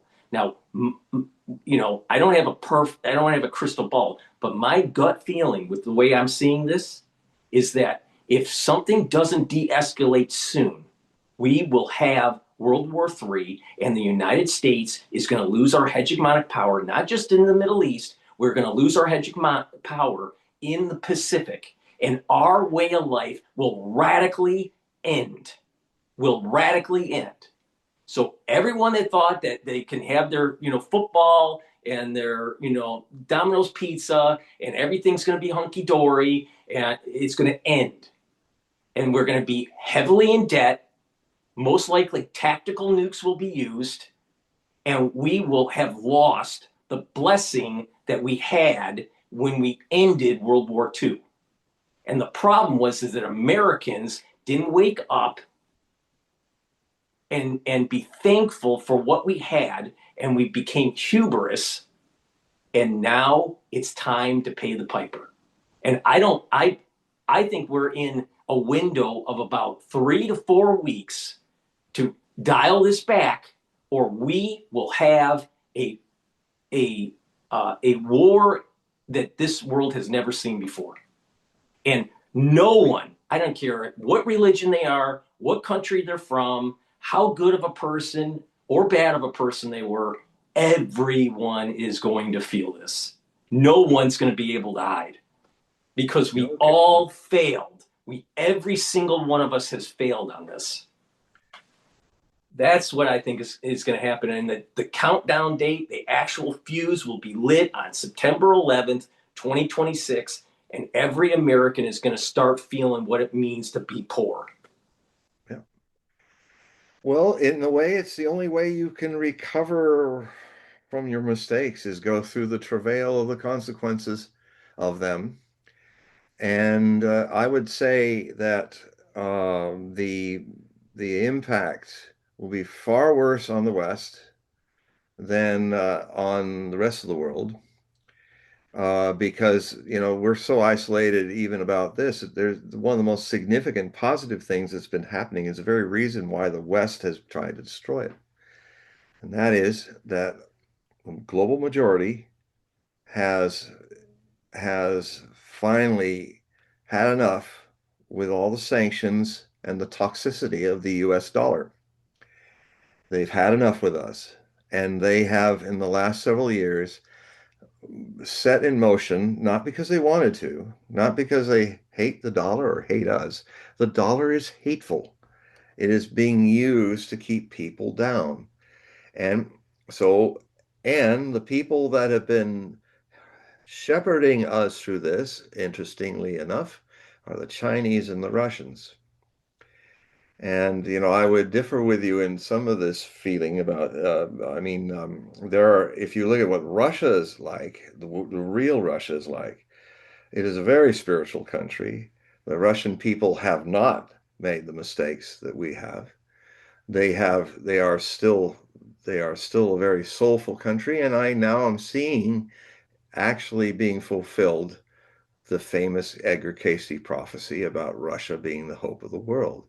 Now, to say that in is like being Job in Sodom and Gomorrah right now, because trying to find an honest man, because it is. I can feel people going, what, you bastard, you evil bearded weirdo. Okay, prophecy is a dangerous business because if you're good at it, you kind of get the impact of people resisting what you're saying because they have their expectations of how their future should run. We all do that, but the difference between that and an accurate prophet is an accurate prophet has their wishes too, but they have their gift of seeing things. And and if you're more accurate, you will be shunned. Good prophecy always suffers the Cassandra curse. Cassandra was this great prophetess in Greece, and everything she said always came true, and no one listened to her. I mean, I am personally going through some interesting times with places that I've been appearing when all this was far away, when the roaring 2020s was a quarter century away. Everybody just got so entertained, had a nice little fun, like I was a horror book to read, and loving to be scared for entertainment. Until now. Now, when we entered the 2020s, and so much of what I've warned about is now happening, one by one, all my main shows where I was broadcast all over the United States, like Coast to Coast AM, I mean, George Noory openly said on the air, one of the last shows I did, he said, we've known you for 20 years. Sometimes what you say really scares me. It was very honest of him. It was beautiful of him to say.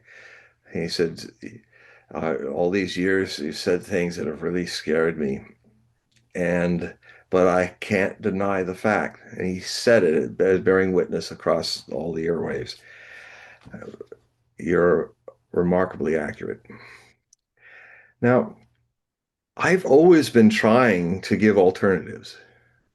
In my writings and stuff, I'm always trying to say, okay, here's how you can make an alchemical change of this. This is how, I mean, there's a good side to what's going on here.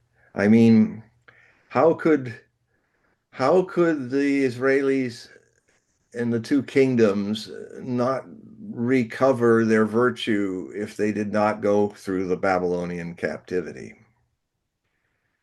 And then in those days, a Persian emperor who loved the Hebrews helped them rebuild their country, Cyrus. How ironic this karmic echo is that now the very same Persians who the prideful Israel, that's the kind of Israel that Jeremiah was saying, repent, repent, before the Babylonians conquered them and had to wait until the Persians conquered the Babylonians to be freed. This is a repeat of that. And Israel is going down. Second diaspora is going to happen from this. It's already happening. Um, it's I've said years ago, I looked at the astrology. I started talking about the astrology of the Israeli state when the embassy of the United States was moved by Trump in his first term to West Jerusalem, going against what the world, because of the issues that are disputes with the Palestinians and all, that most of the embassies now are still in Tel Aviv.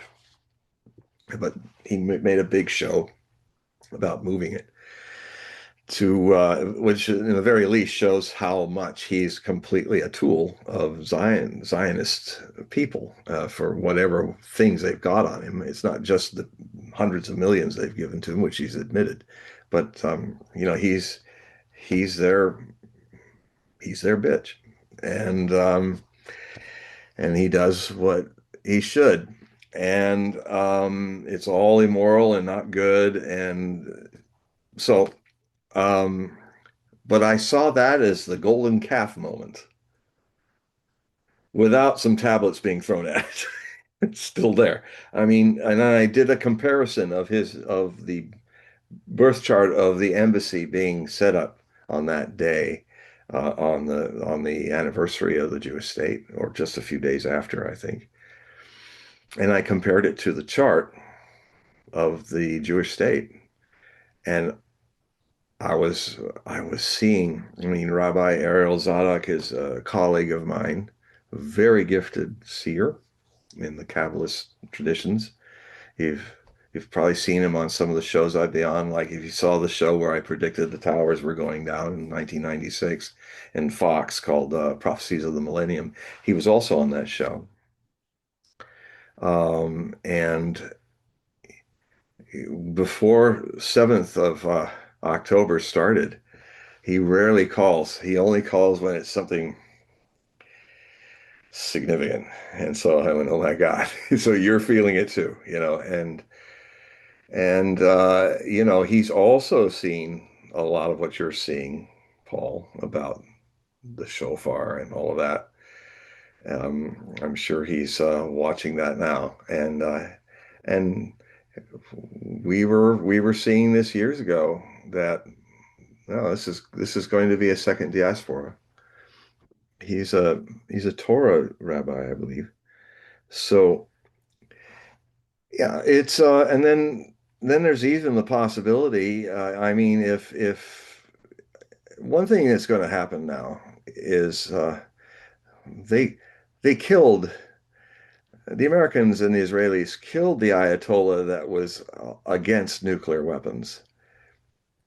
Well, whoever survives this war as Ayatollah is going to make them because not because they want to. It is haram in the Islamic world.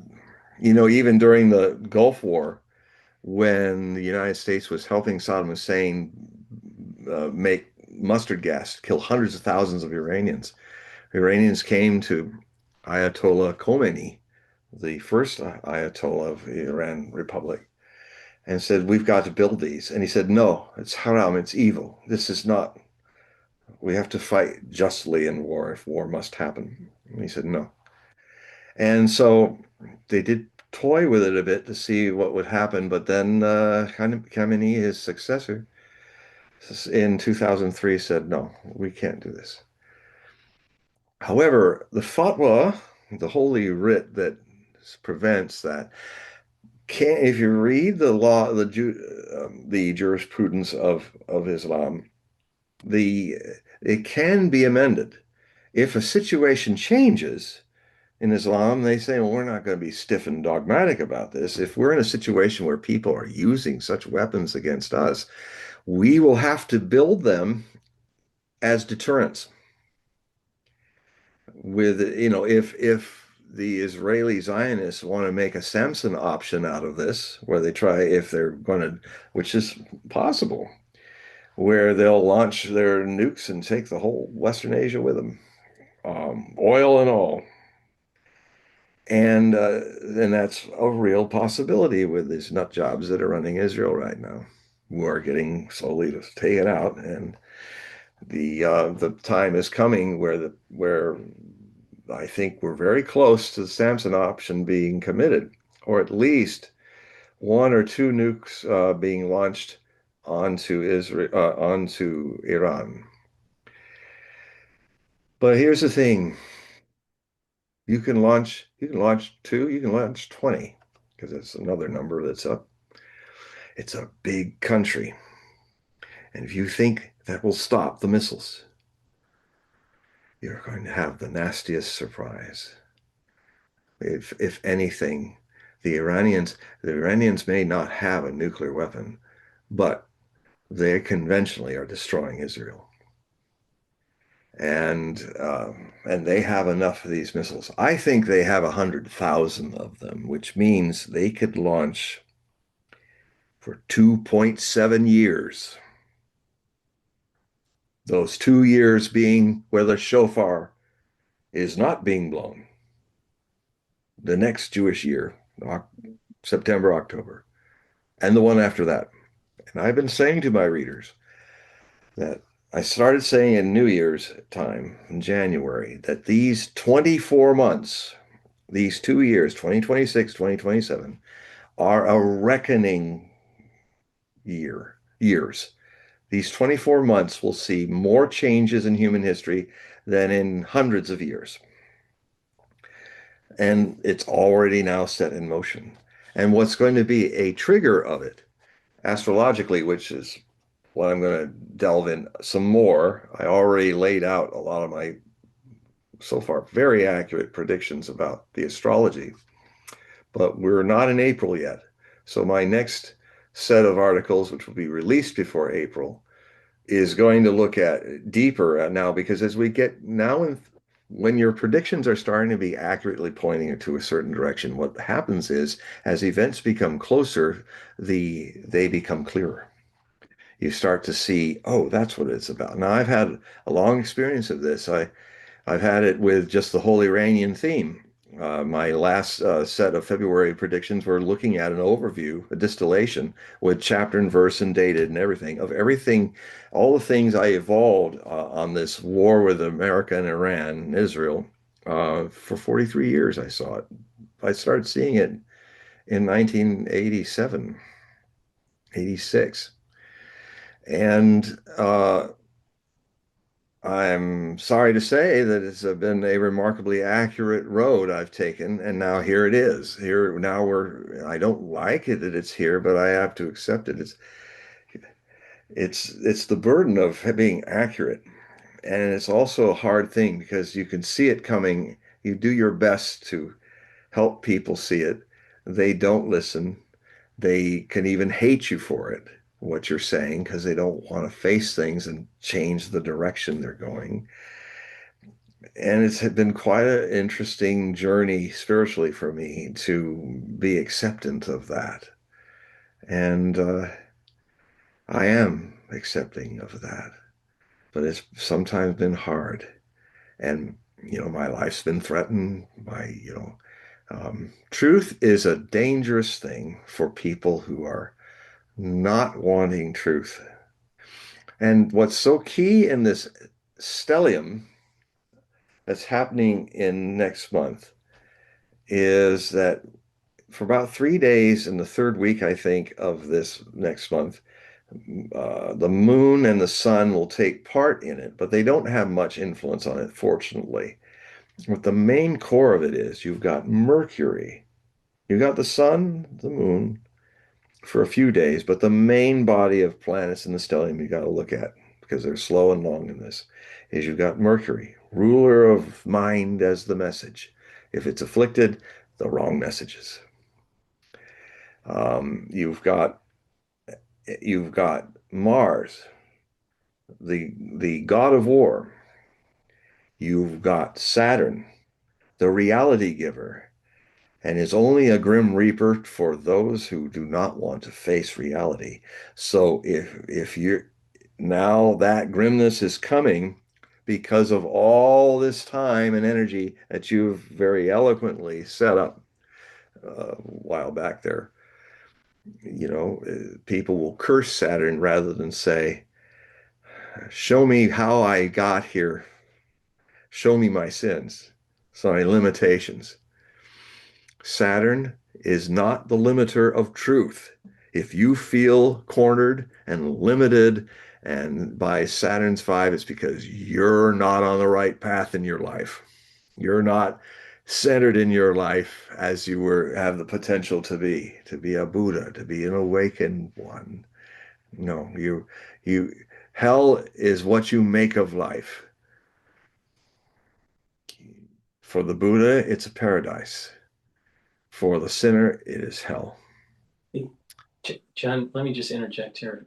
Something that popped in my head just while you were talking was Trump is has a tendency to be overconfident. He thinks he knows Do you better, think? but he has a tendency to be overconfident. And even his chief of staff said the same thing, but Yeah, different. she's a piece of work. But Trump has a tendency to be overconfident. All right, but he's a blessed individual. I think that he there's a blessing that's placed on him. I don't know Mhm. why. He's not an intellectual. He has a lot of street smarts. I can tell you why. It's in his astrology. He has incredible luck powers in his astrology. People want to read my book, Trump for President, Astrological Predictions. I detail out how he has the luck.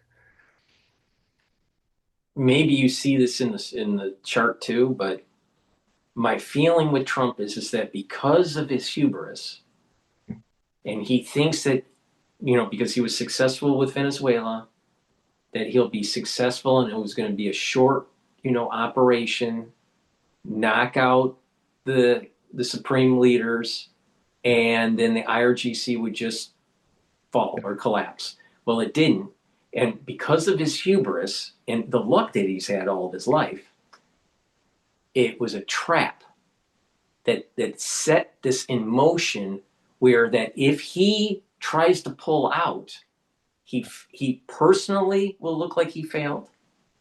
The Republican Party will look like they failed and they will lose. They're not looking like it. Right, They are right. failing. But the point here is that it's a trap. He can't get out now. So now he's forced to escalate. And then this escalation will lead to the oil disruption that will force the hand of China to make their move because a lot of their oils come out of Iran. So you can see that within this timeline that we've set up here, that we've talked about, that it could rapidly get out of control. Yeah. Well, the thing And is, Trump can't just pull out now because now he'll let me look like he failed. let me interject. It's very well put, and the problem about Trump is not the consequence of his being over um, his positive thinking being pathological, because that's really his faith. He was that famous guy in New York who used to be the power of positive thinking, who was a preacher kind of. And his family they used to go every Sunday to him. He's a famous evangel of this concept, and so his whatever kind of religion he got totally into that. And I talk about it in the book. But his greatest danger is the things that are going on with his Libra planets struggling in the sign of his very powerful empathic channel, but it's wide open and easily manipulated by evil people.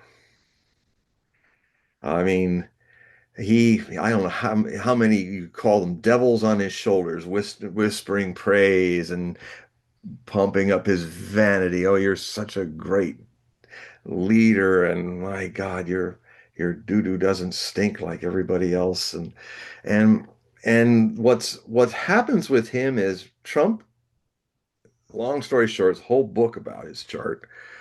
Trump is right when he says, on rare occasions, openly on television, you can see it on 60 Minutes in 2015 or 2016 during the campaign. He suddenly stopped. His face got very innocent and open, and he said, I've never changed since I was 8 years old. I'm still exactly as I was when I was eight. Now, there's two kinds of 8-year-olds. When things are going well for him, his 8-year-old can kind of make those wonderful truthisms, where he says, "You're fake news." That's the 8-year-old coming out. The emperor's naked, and he had a lot of that going on when he wasn't going to med as much as he is now. Um, so there's the other child, which is a brat and spoiled and demands and expects everything to go his way. And if he gets into a temper tantrum, he may throw a nuke at somebody. Um, and everybody's that's around him. I mean, people get hard on Tulsi Gabbard, but when I tune into her and the vice president, who are now those two are completely left out of what's going on now. And people say, "Oh, she's betrayed us because she's still staying in here." No, no, you are wrong. So wrong. I understand the feeling when people say that. No, she's there. She's there even taking the hit of if she goes down with the ship, it's the end of her career and all that. She is literally there to keep truth somewhere in that cabinet of Donald Trump.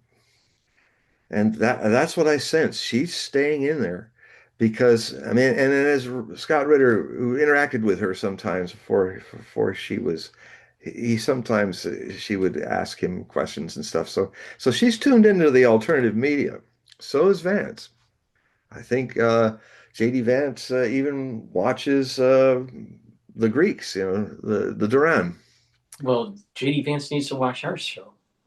Yeah, So, well, I'd love to talk to him. I tell you, my source is somebody that comes on. Robert Barnes comes on their show and some other shows. Robert Barnes is a friend of JD Vance, and he's very good at he's a really hot lawyer. He also did some work for Trump with lawyer. I highly recommend you watch him.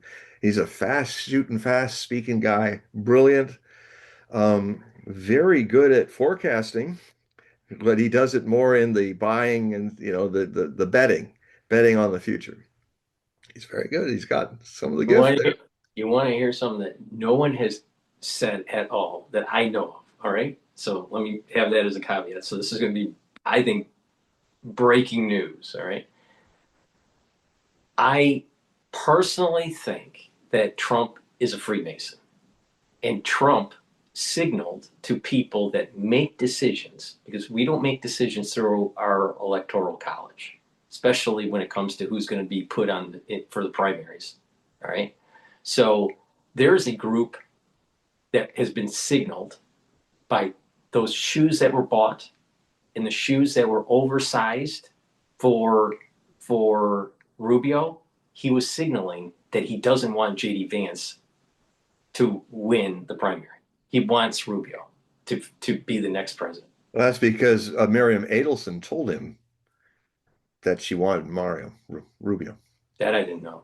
I Yeah, didn't. no, no, that And, he's there. Actually, he doesn't like him. I remember little Mario with the little hands problem. Trump hates the guy personally.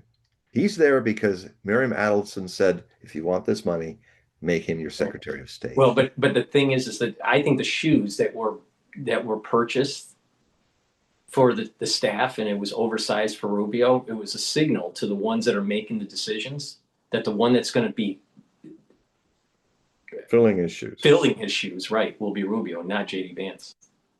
Well, I don't think I that think would there's a happen. problem between Trump and JD Vance actually. Yeah. Well, yeah, yes, because he's even mentioned it a bit. We take different views on these problems, which is putting it lightly.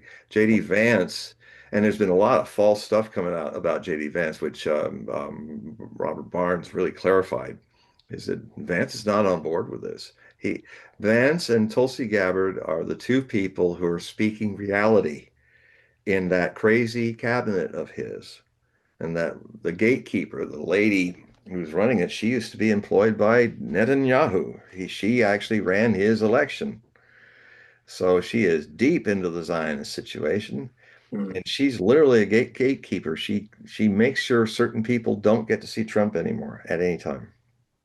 And Vance and Tulsi Gabbard are kind of in They're they're the last sane people in that administration who are trying to do something. They're ready to ruin their careers um, because I think they kind of understand that there won't be a future career if these things really could go as bad as they go, and it could happen next month. The level to which Trump's Trump has been in this long spiral astrologically, where a dark night of the soul for a long time, but it gets worse in this new year. And the stellium, the where Saturn's affecting his chart is the way the U.S. chart is being affected by this curse that he has that Biden, no, not Biden, all the other presidents of this century has had. He has it, but he's fortunate. It's not in his birth chart like Obama and George W. Bush. And it's basically a self-delusion par excellence. It is the square of Sun with Neptune. He has it with the U.S. birth chart, though.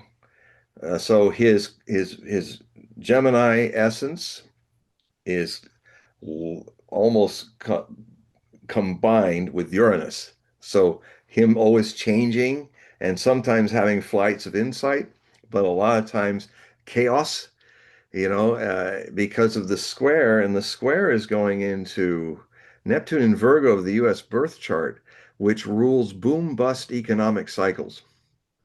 So this whole thing that he's setting up is the greatest depression, Another and data it's coming this year or next, and another it's data from this war.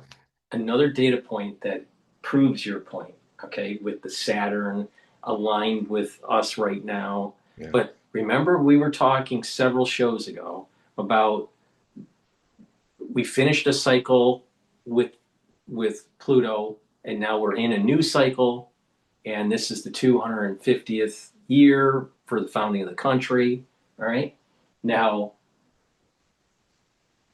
A reboot of the Saturn, United States happens during just to get the astrology right, happens every 248 years. And of course, 250 is part of that.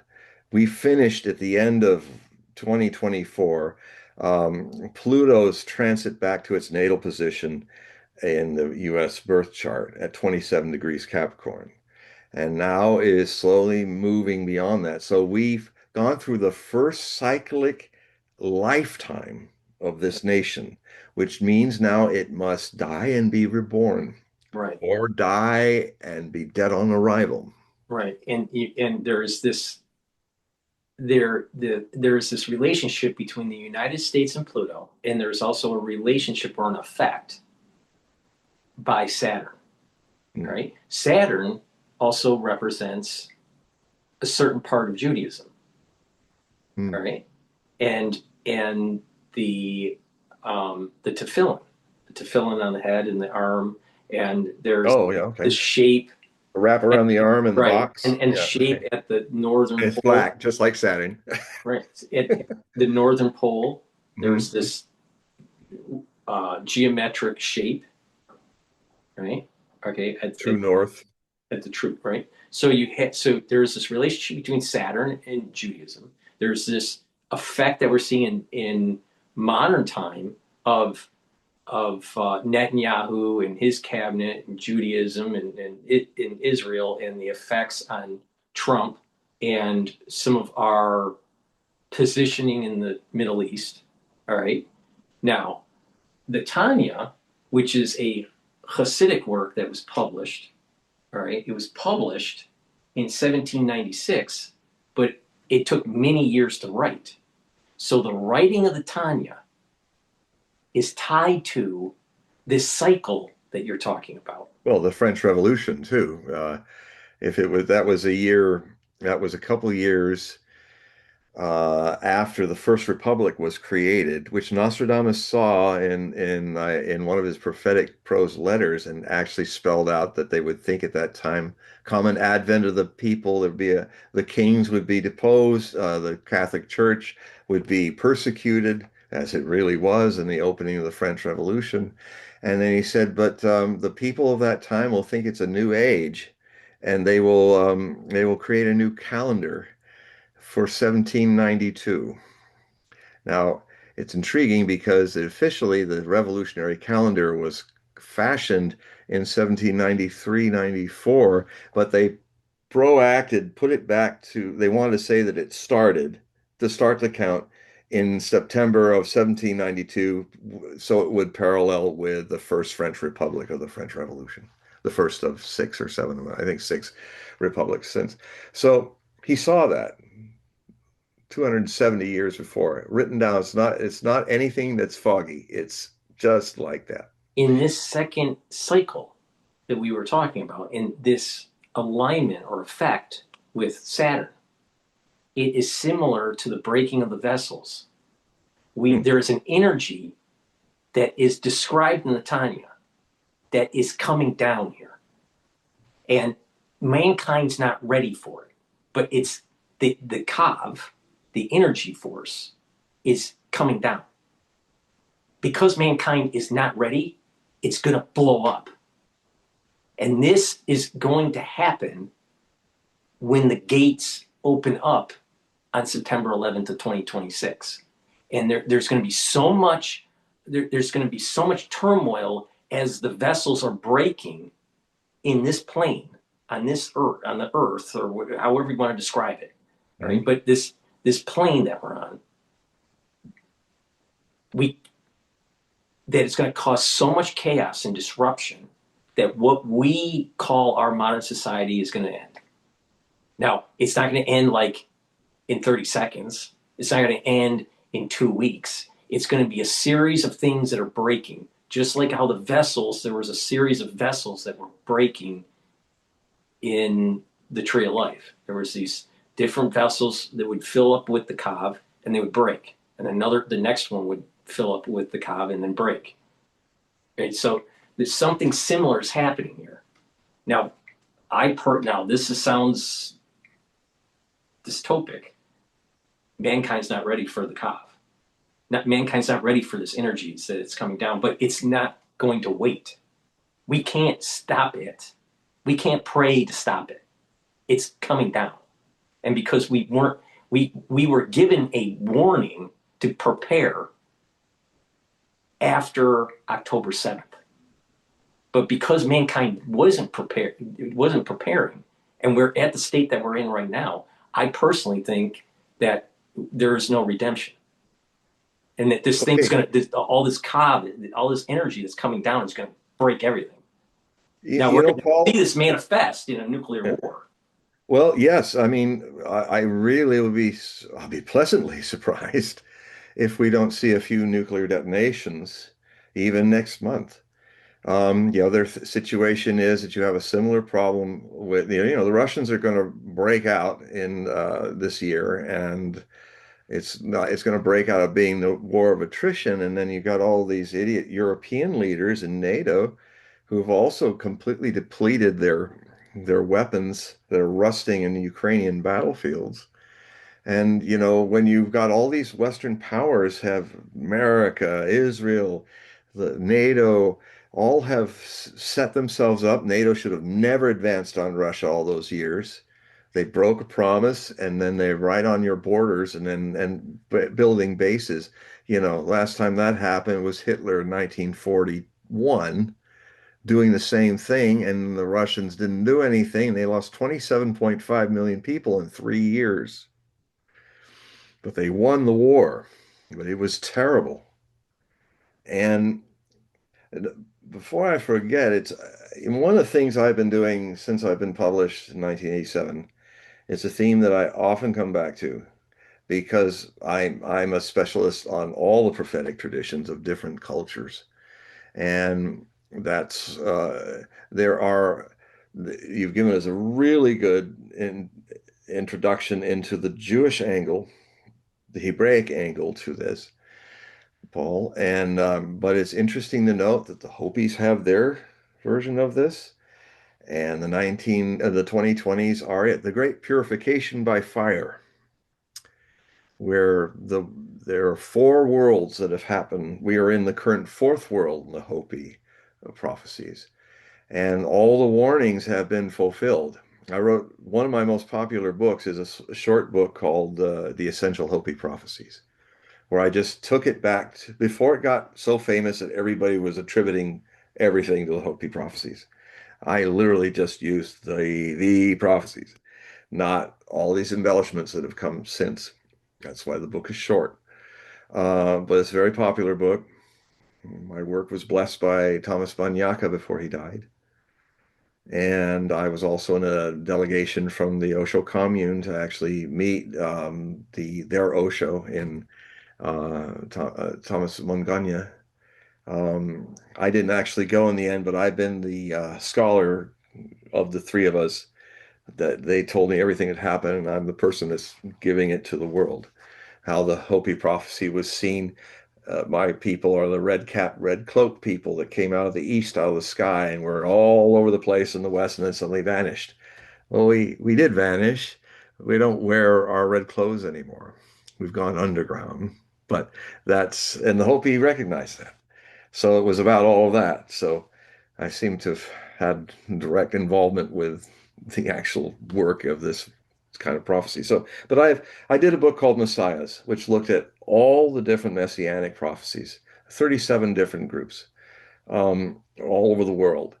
And it is interesting how this reality of a travail, a purification, which requires all the stuff that's impure to be destroyed, stuff that we identify and cherish when it's really evil and a mess. So all the world religions and all the prophetic traditions have a their own version, interpretation of the things that you're talking about from a Jewish point of view.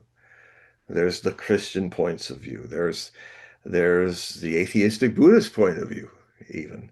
And so my book Messiahs looked at that, and it's still out there. You can buy it in used bookstores. It's one of my most beautiful coffee table books that I sketched out the designs and had them do it in England. Um, so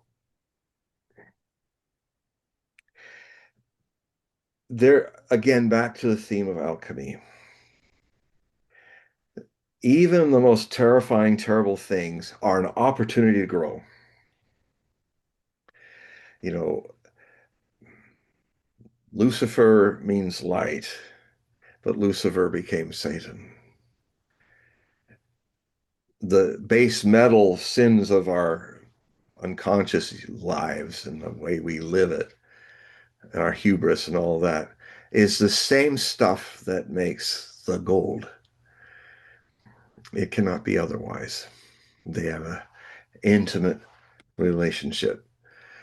Heaven and hell have an intimate relationship. Um, and the end of we're seeing the end of a great age, and a lot of the old will be destroyed in it, and it may take centuries to recover from it, but we're in it now, and I can recognize that all these things are coming together in so many different prophetic traditions. But the thing is, How but the thing is that I know this sounds kind of really negative, but if you were to be the devil's advocate, all right, and you were to be judging mankind, if it was me, I would have to ask for absolute annihilation because mankind doesn't deserve it Hmm. because we have had so many opportunities to get it right. So mankind is, it's like mankind is almost at the very end of the road here. Hmm. Now, some religions think that there's going to be a savior. You know, different religions have different saviors, Yeah. but the real, you know, brass tacks or Israel has rubber, Emmanuel. you know, the rubber meets the road. Can we honestly say that mankind deserves to live? Well, if I were I, Job and if I were, let's see, if I were Lot in Sodom and Gomorrah, I love the Hasidic story. Osho used to tell this Hasidic story The angel came down and said, no, the whole place has to go down. And you and your wife will leave, but because they're leaving, they say, well, so anyway, Lot made this. This is a Hasidic story where he made this. He he bargained with the angel and said, well, what if what if there was one person, or well, he started with what if there were a few people, and then he finally bartered him down to, well, what if there's only one person that's pure in Sodom and Gomorrah? Would God save it? So um, I mean, the way I would take it with knowing the whole story, not just the biblical, but what's happened in modern time. Every time mankind has been given a path to prove itself that it's worthy, it failed. So now it's time to just end it. And well, so, so this is the point. This is the issue that I had with people during COVID. They didn't stand up when they had an opportunity. So now it's time to end it. yeah, well, again, some of these traditions kind of look beyond that. Yeah, it ends. It's like if you're a forest of trees that have gotten all ugly and intertwined, and then it's ended by a great fire. Out of its ashes, a beginning happens again. Yeah, but I don't know if it's going to be mankind. It may be the bears or the goats, or maybe it'll be an antelope or something. But I'm not sure if it should be mankind. Consciousness is not a form anyway. Well, okay, I'll grant you that. Yeah. But in the physical in the physical I mean, I mean organism, we could be not ending. I necessarily. mean, I'm not ruling that out. I mean, what will probably happen is that if we just can't make it, we have performed the Fermi paradox. We are in a classroom situation for the human race where that I think a lot of civilizations across the universe have tried and failed. But what will happen is, as a forest is destroyed, somewhere else, another plant will grow, another world. It may be the end of this, but the universe is vast, and the possibilities uh, are many. And I understand the feeling, oh, we don't deserve. But there's almost a little subtle quality of what I would ask God, what is your expectation of us? I mean, you're responsible for this whole thing. Why did you create evil? Why did you create rape and all that? Because that's on you, God. You didn't have to create that. I mean, I remember sometimes the born again Christians came in when I was working this head shop in Ports of Call, the Prophet, which was it took care of all the occult and metaphysical needs of the South Bay area of Los Angeles and the Latino culture. And it was quite an education just before I went off to India. Um, and these guys came in and said, these two guys, they're talking to me, and I was in my orange robes by then, and they were saying, well, um, there was evil, and what were they saying? And we have to just choose between good and evil. And I said, and the devil's evil, and we got to fight against the devil. And I said, who created the devil? God. Didn't God create the devil? He created Lucifer, but if Lucifer became the devil, who's responsible for creating it? I'll take it one step further. I'm not so sure that the devil is evil. Yeah, well, I mean, the devil seems to be a prosecutor of yeah. people's actions. Yeah, it is, and it's also yeah. But these guys were kind of in that one-dimensional way of looking at it, and I just said, look, ultimately, even if you create the prosecutor, Paul, God's responsible. So God can just take a look in His own divine mirror and ask the question, why did I create all this? Because all of this is His responsibility. Because if He hadn't created it, would any of this happen? And it was always set up for failure. Yeah, and of course. Well, destined God set it up for failure. and we were destined to burn. He plays with his toy people, and like I used to play with my toy soldiers and kill them all and all that. He seems to be a child, and maybe that's why Trump has his dumb luck because he's a precocious 8-year-old in a Not, 80-year-old body come June you 14th, know, I know and he could blow up the world. I know your opinion of Hitchens. Christopher Hitchens. I know the Oh, bad. well, I also loved a lot of what he Yeah, says. but one of the things that he said when he was dying from A cancer, great writer. right? Oh yeah, absolutely a great writer Yeah. and a great orator. Yeah, oh yeah. I mean, I dig him, but I also nail him. You It's too know, bad we never had a uh, debate. so one of the things that he said that I thought was really telling was is that when he was dying from cancer, there was Mm, no hope. He was going to yeah, die, yeah. and he said that he didn't understand when people had cancer why they were saying, "Oh, why me? Why me?" While he stated, "Why not me? There's nothing special." And this gets to the very essence of what we're talking about tonight. Do people really deserve to have the freedoms that they have? They didn't fight for them. They didn't protect them. Do people really deserve life? And maybe the great prosecutor is right. No one deserves it. And that includes me and everyone that I know. I would just Nobody sim deserves it. I would just simply say, it's that's why I call myself a luminous atheist. I often find that atheists, if they're not dogmatic about it, like theists, are. I mean, Buddha, a lot of the greatest religions are atheistic. Buddha, there's no personification of God. This is my experience of it. There's godliness, though. And the godliness is in, if people could look inside, they will find that all these dramas and all these things that happen are part of a great play.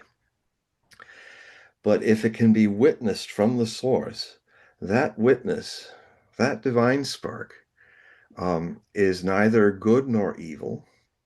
It's it's beyond those things. Inside of us is that source of God that we mistakenly personify, in my experience. Personifying means that we turn it into an imaginary friend or foe, uh, a a the prosecutor as well, and all of that's happening. But um, it's this world is a classroom, I would say, and it's a place where Um, and the strange thing about something that's so universal is the complete awakening of it, that universality can only happen one individual at a time. Individual, I say, is an undivide you all. It's like revolutions are really react illusions. People are reacting to the czar, so they replace him with a greater czar called Stalin with the red banner. you know, or they replace the Chinese emperor with Mao, the greatest emperor of ever of them all, in a way, even though he wore the bad clothes, the simple clothes and all that. Um, Being in India, I had my eyes open to a lot of very interesting and Zen, a lot of interesting ways in which um, even God's part of that play. Even God's a changeable um, state. And you see it in nature. If everything's green and wonderful, then an eruption happens and wipes it all out. And then you could get all pokey about it, like Varang has in Fire and Ash. We lived beautiful, but then the fire of volcano came and burned everything, and Ewa did not help us. You know, um, it's uh, it's a bigger story than any of our minds and our hopes and fears can wrap itself around because there's something deeper in us that is not our minds and hopes and fears. And I am facing the potential of nuclear war, you know, happening maybe next month. If not, it will set in motion a 2 years of travail because Saturn, which is anchoring this whole, Saturn's got Neptune, mass mind communicator, Saturn, the reality giver, or the sin exposer. Mars, beginnings. Mars, in this case, is a beginning that will happen after the endings. You know, a lot of 12th house stuff into the first house of Mars in that kind of relationship in astrology. We are now at a point where a lot of things that we've been doing are going to collapse because we've gone through a state of entropy.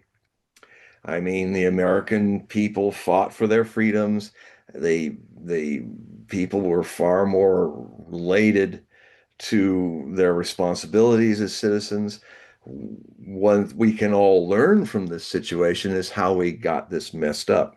And then from that could be the beginning of something new. Because the Hopis say, you know, the great purification of fire is to purify and burn out the fourth world and destroy it. And when that's destroyed, what is left is the survivors will create a new fifth world, which is far more balanced and spiritual and harmonious with nature. This is also a common theme in all different apocalypse. You have Jerusalem coming out of the sky.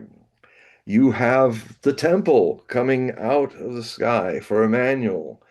You there. What I always seek. I take note of the details, but I'm always trying to seek the core essence of it, which they all share. You know, the Hopi have there have been four destructions of the world in human history, and then people came and started a new cycle, and I think that's what will happen again, because I see it in nature. I see it in nature of the universe. The whole universe has a big bang, and then it lasts for what, maybe 20 billion years, and then it dies, and then gets breathed in again. There's there is there are many life cycles to deal with, not just in our world. And there are so many other worlds and civilizations out there and religions out there in existence. Um, that, but they all rotate in a cycle of life and death around an axle which does not exist at all. I close with this. I'm using the quote again, something Osho said in um, 1983. He rarely made a public statement because he was in his 3.5 years of silence, but he made a public statement. And actually, in 1983, it's the one Cuban Missile Crisis moment that most people missed, but it was probably even closer than anything that's happened before. That was the latter half of 1983. Andropov, the Soviet premier, thought that Ronald Reagan, when he was talking to all the evangelicals, when he made the Empire of Evil speech, had lost his marbles. And the Soviet Union, for the first time, was considering, against Soviet nuclear doctrine, a first strike attack on the United States because they thought this was the beginning and that Reagan has gone nuts. He's going to strike us. So the Politburo was really looking at that. Now, Gorbachev was his protege. Andropov's protege.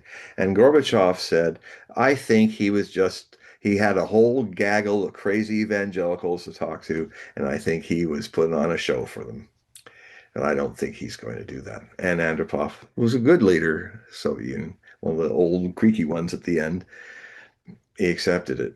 Now, it's one of my first successful predictions was at a time when it was not, it was really a left field point. When I looked at the Gorbachev, I said, oh, he's going to be this new premier of Russia. And at the time, it was like a long shot. And then he ended up, that's one of the times where I started getting encouraged by, oh, I seem to be getting that.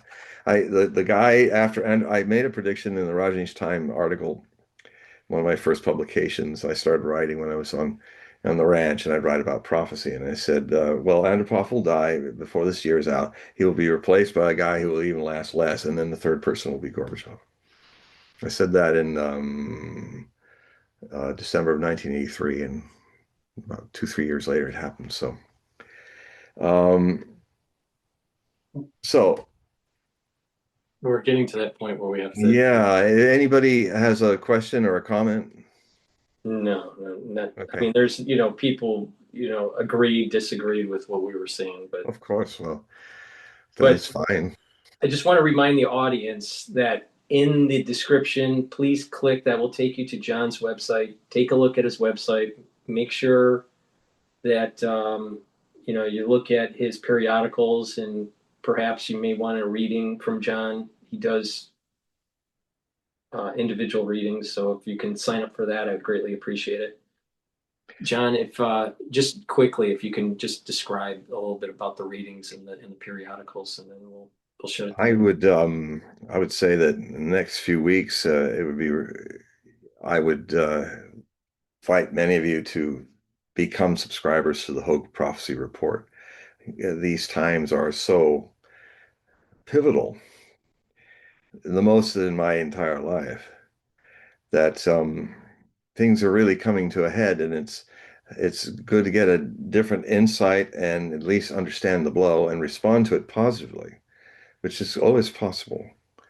Um, so if you subscribe in the next before the end of the month, if you subscribe before this new bulletin is out, and you put in the note when you do at PayPal that you put in the memo line that you want, put February article, or just say you want the previous article, because it would be good for you to get the what I just released a few weeks ago, which really looks in detail about the astrology and all this that is going on, and how these are really decisive times for great change and upheaval that are coming.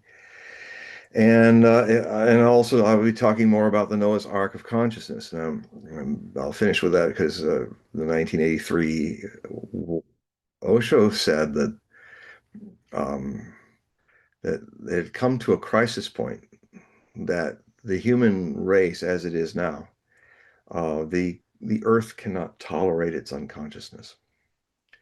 So, this is a variation on a theme. You know, now Osho's being the prosecutor, and saying, and he talked about many things that have happened, about how the climate would go out of control, how there would be floods and fires and floods and famines and things that we had not seen since biblical times. And he said, and people will be seeking a Noah's Ark, but there will be no Noah's Ark.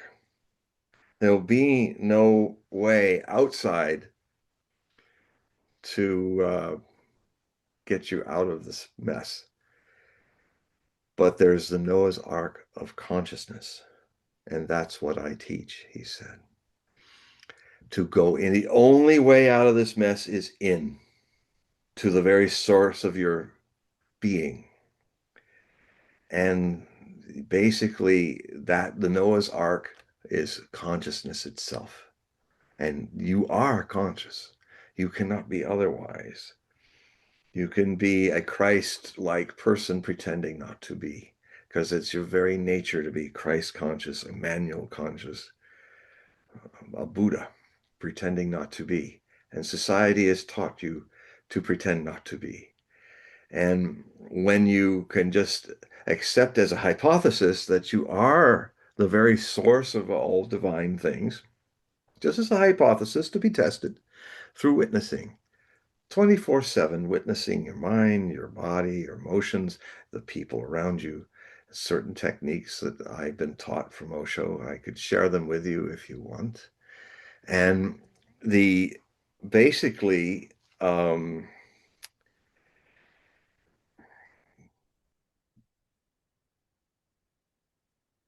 when you start to see the pretending not to be things, pretending not to be the things that you cannot avoid being, the very source of the divine.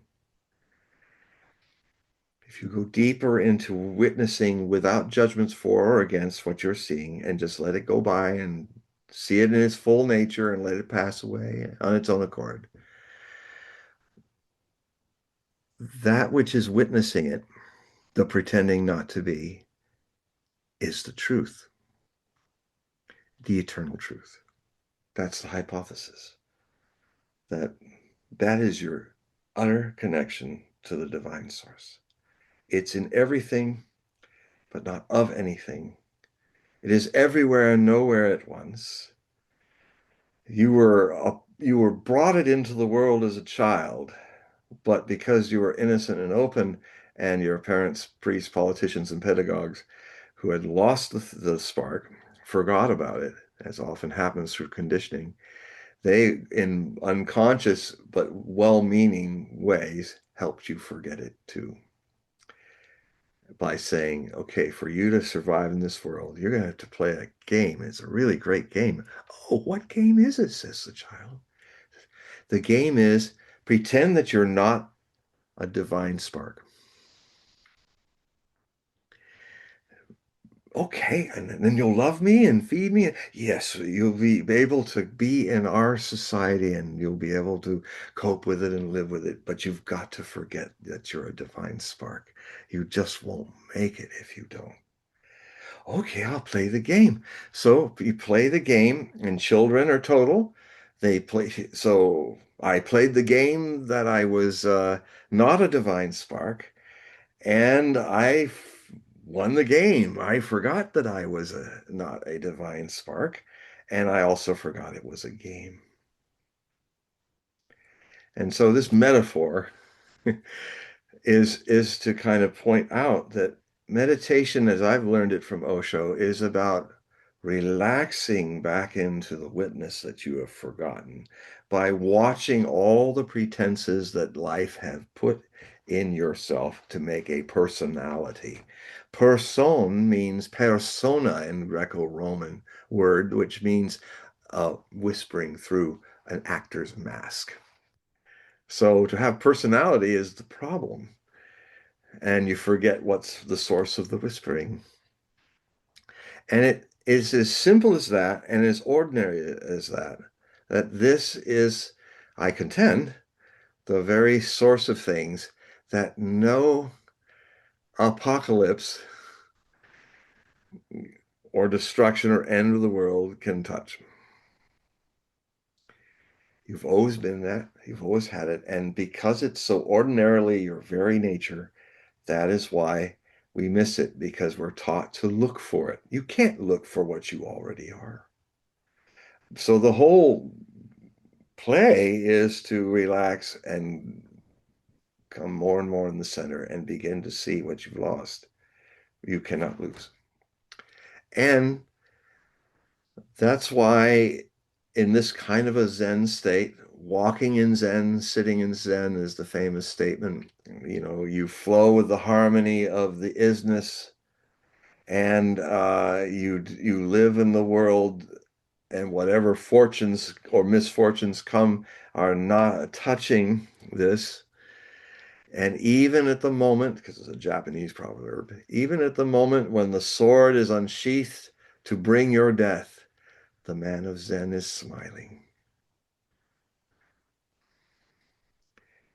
So even if World War III is coming to destroy this world and our societies and our problems, poor old troubled earth, I will face it smiling. Okay, well, we'll end it there.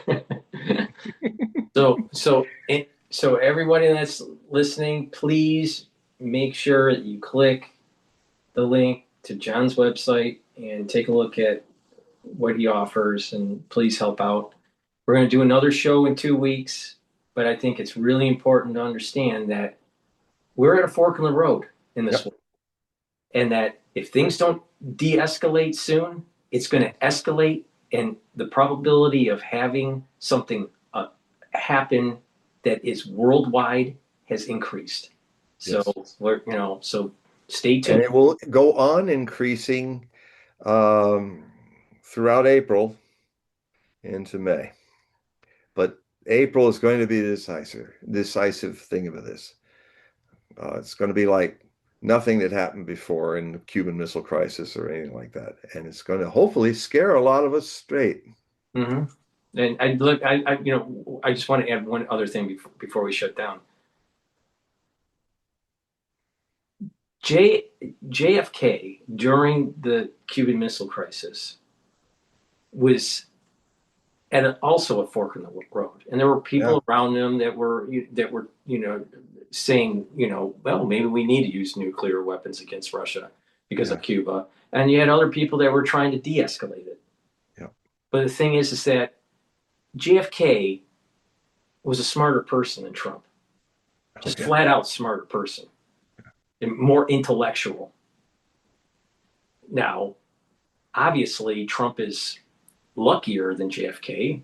I mean, JFK didn't survive the assassination. Um,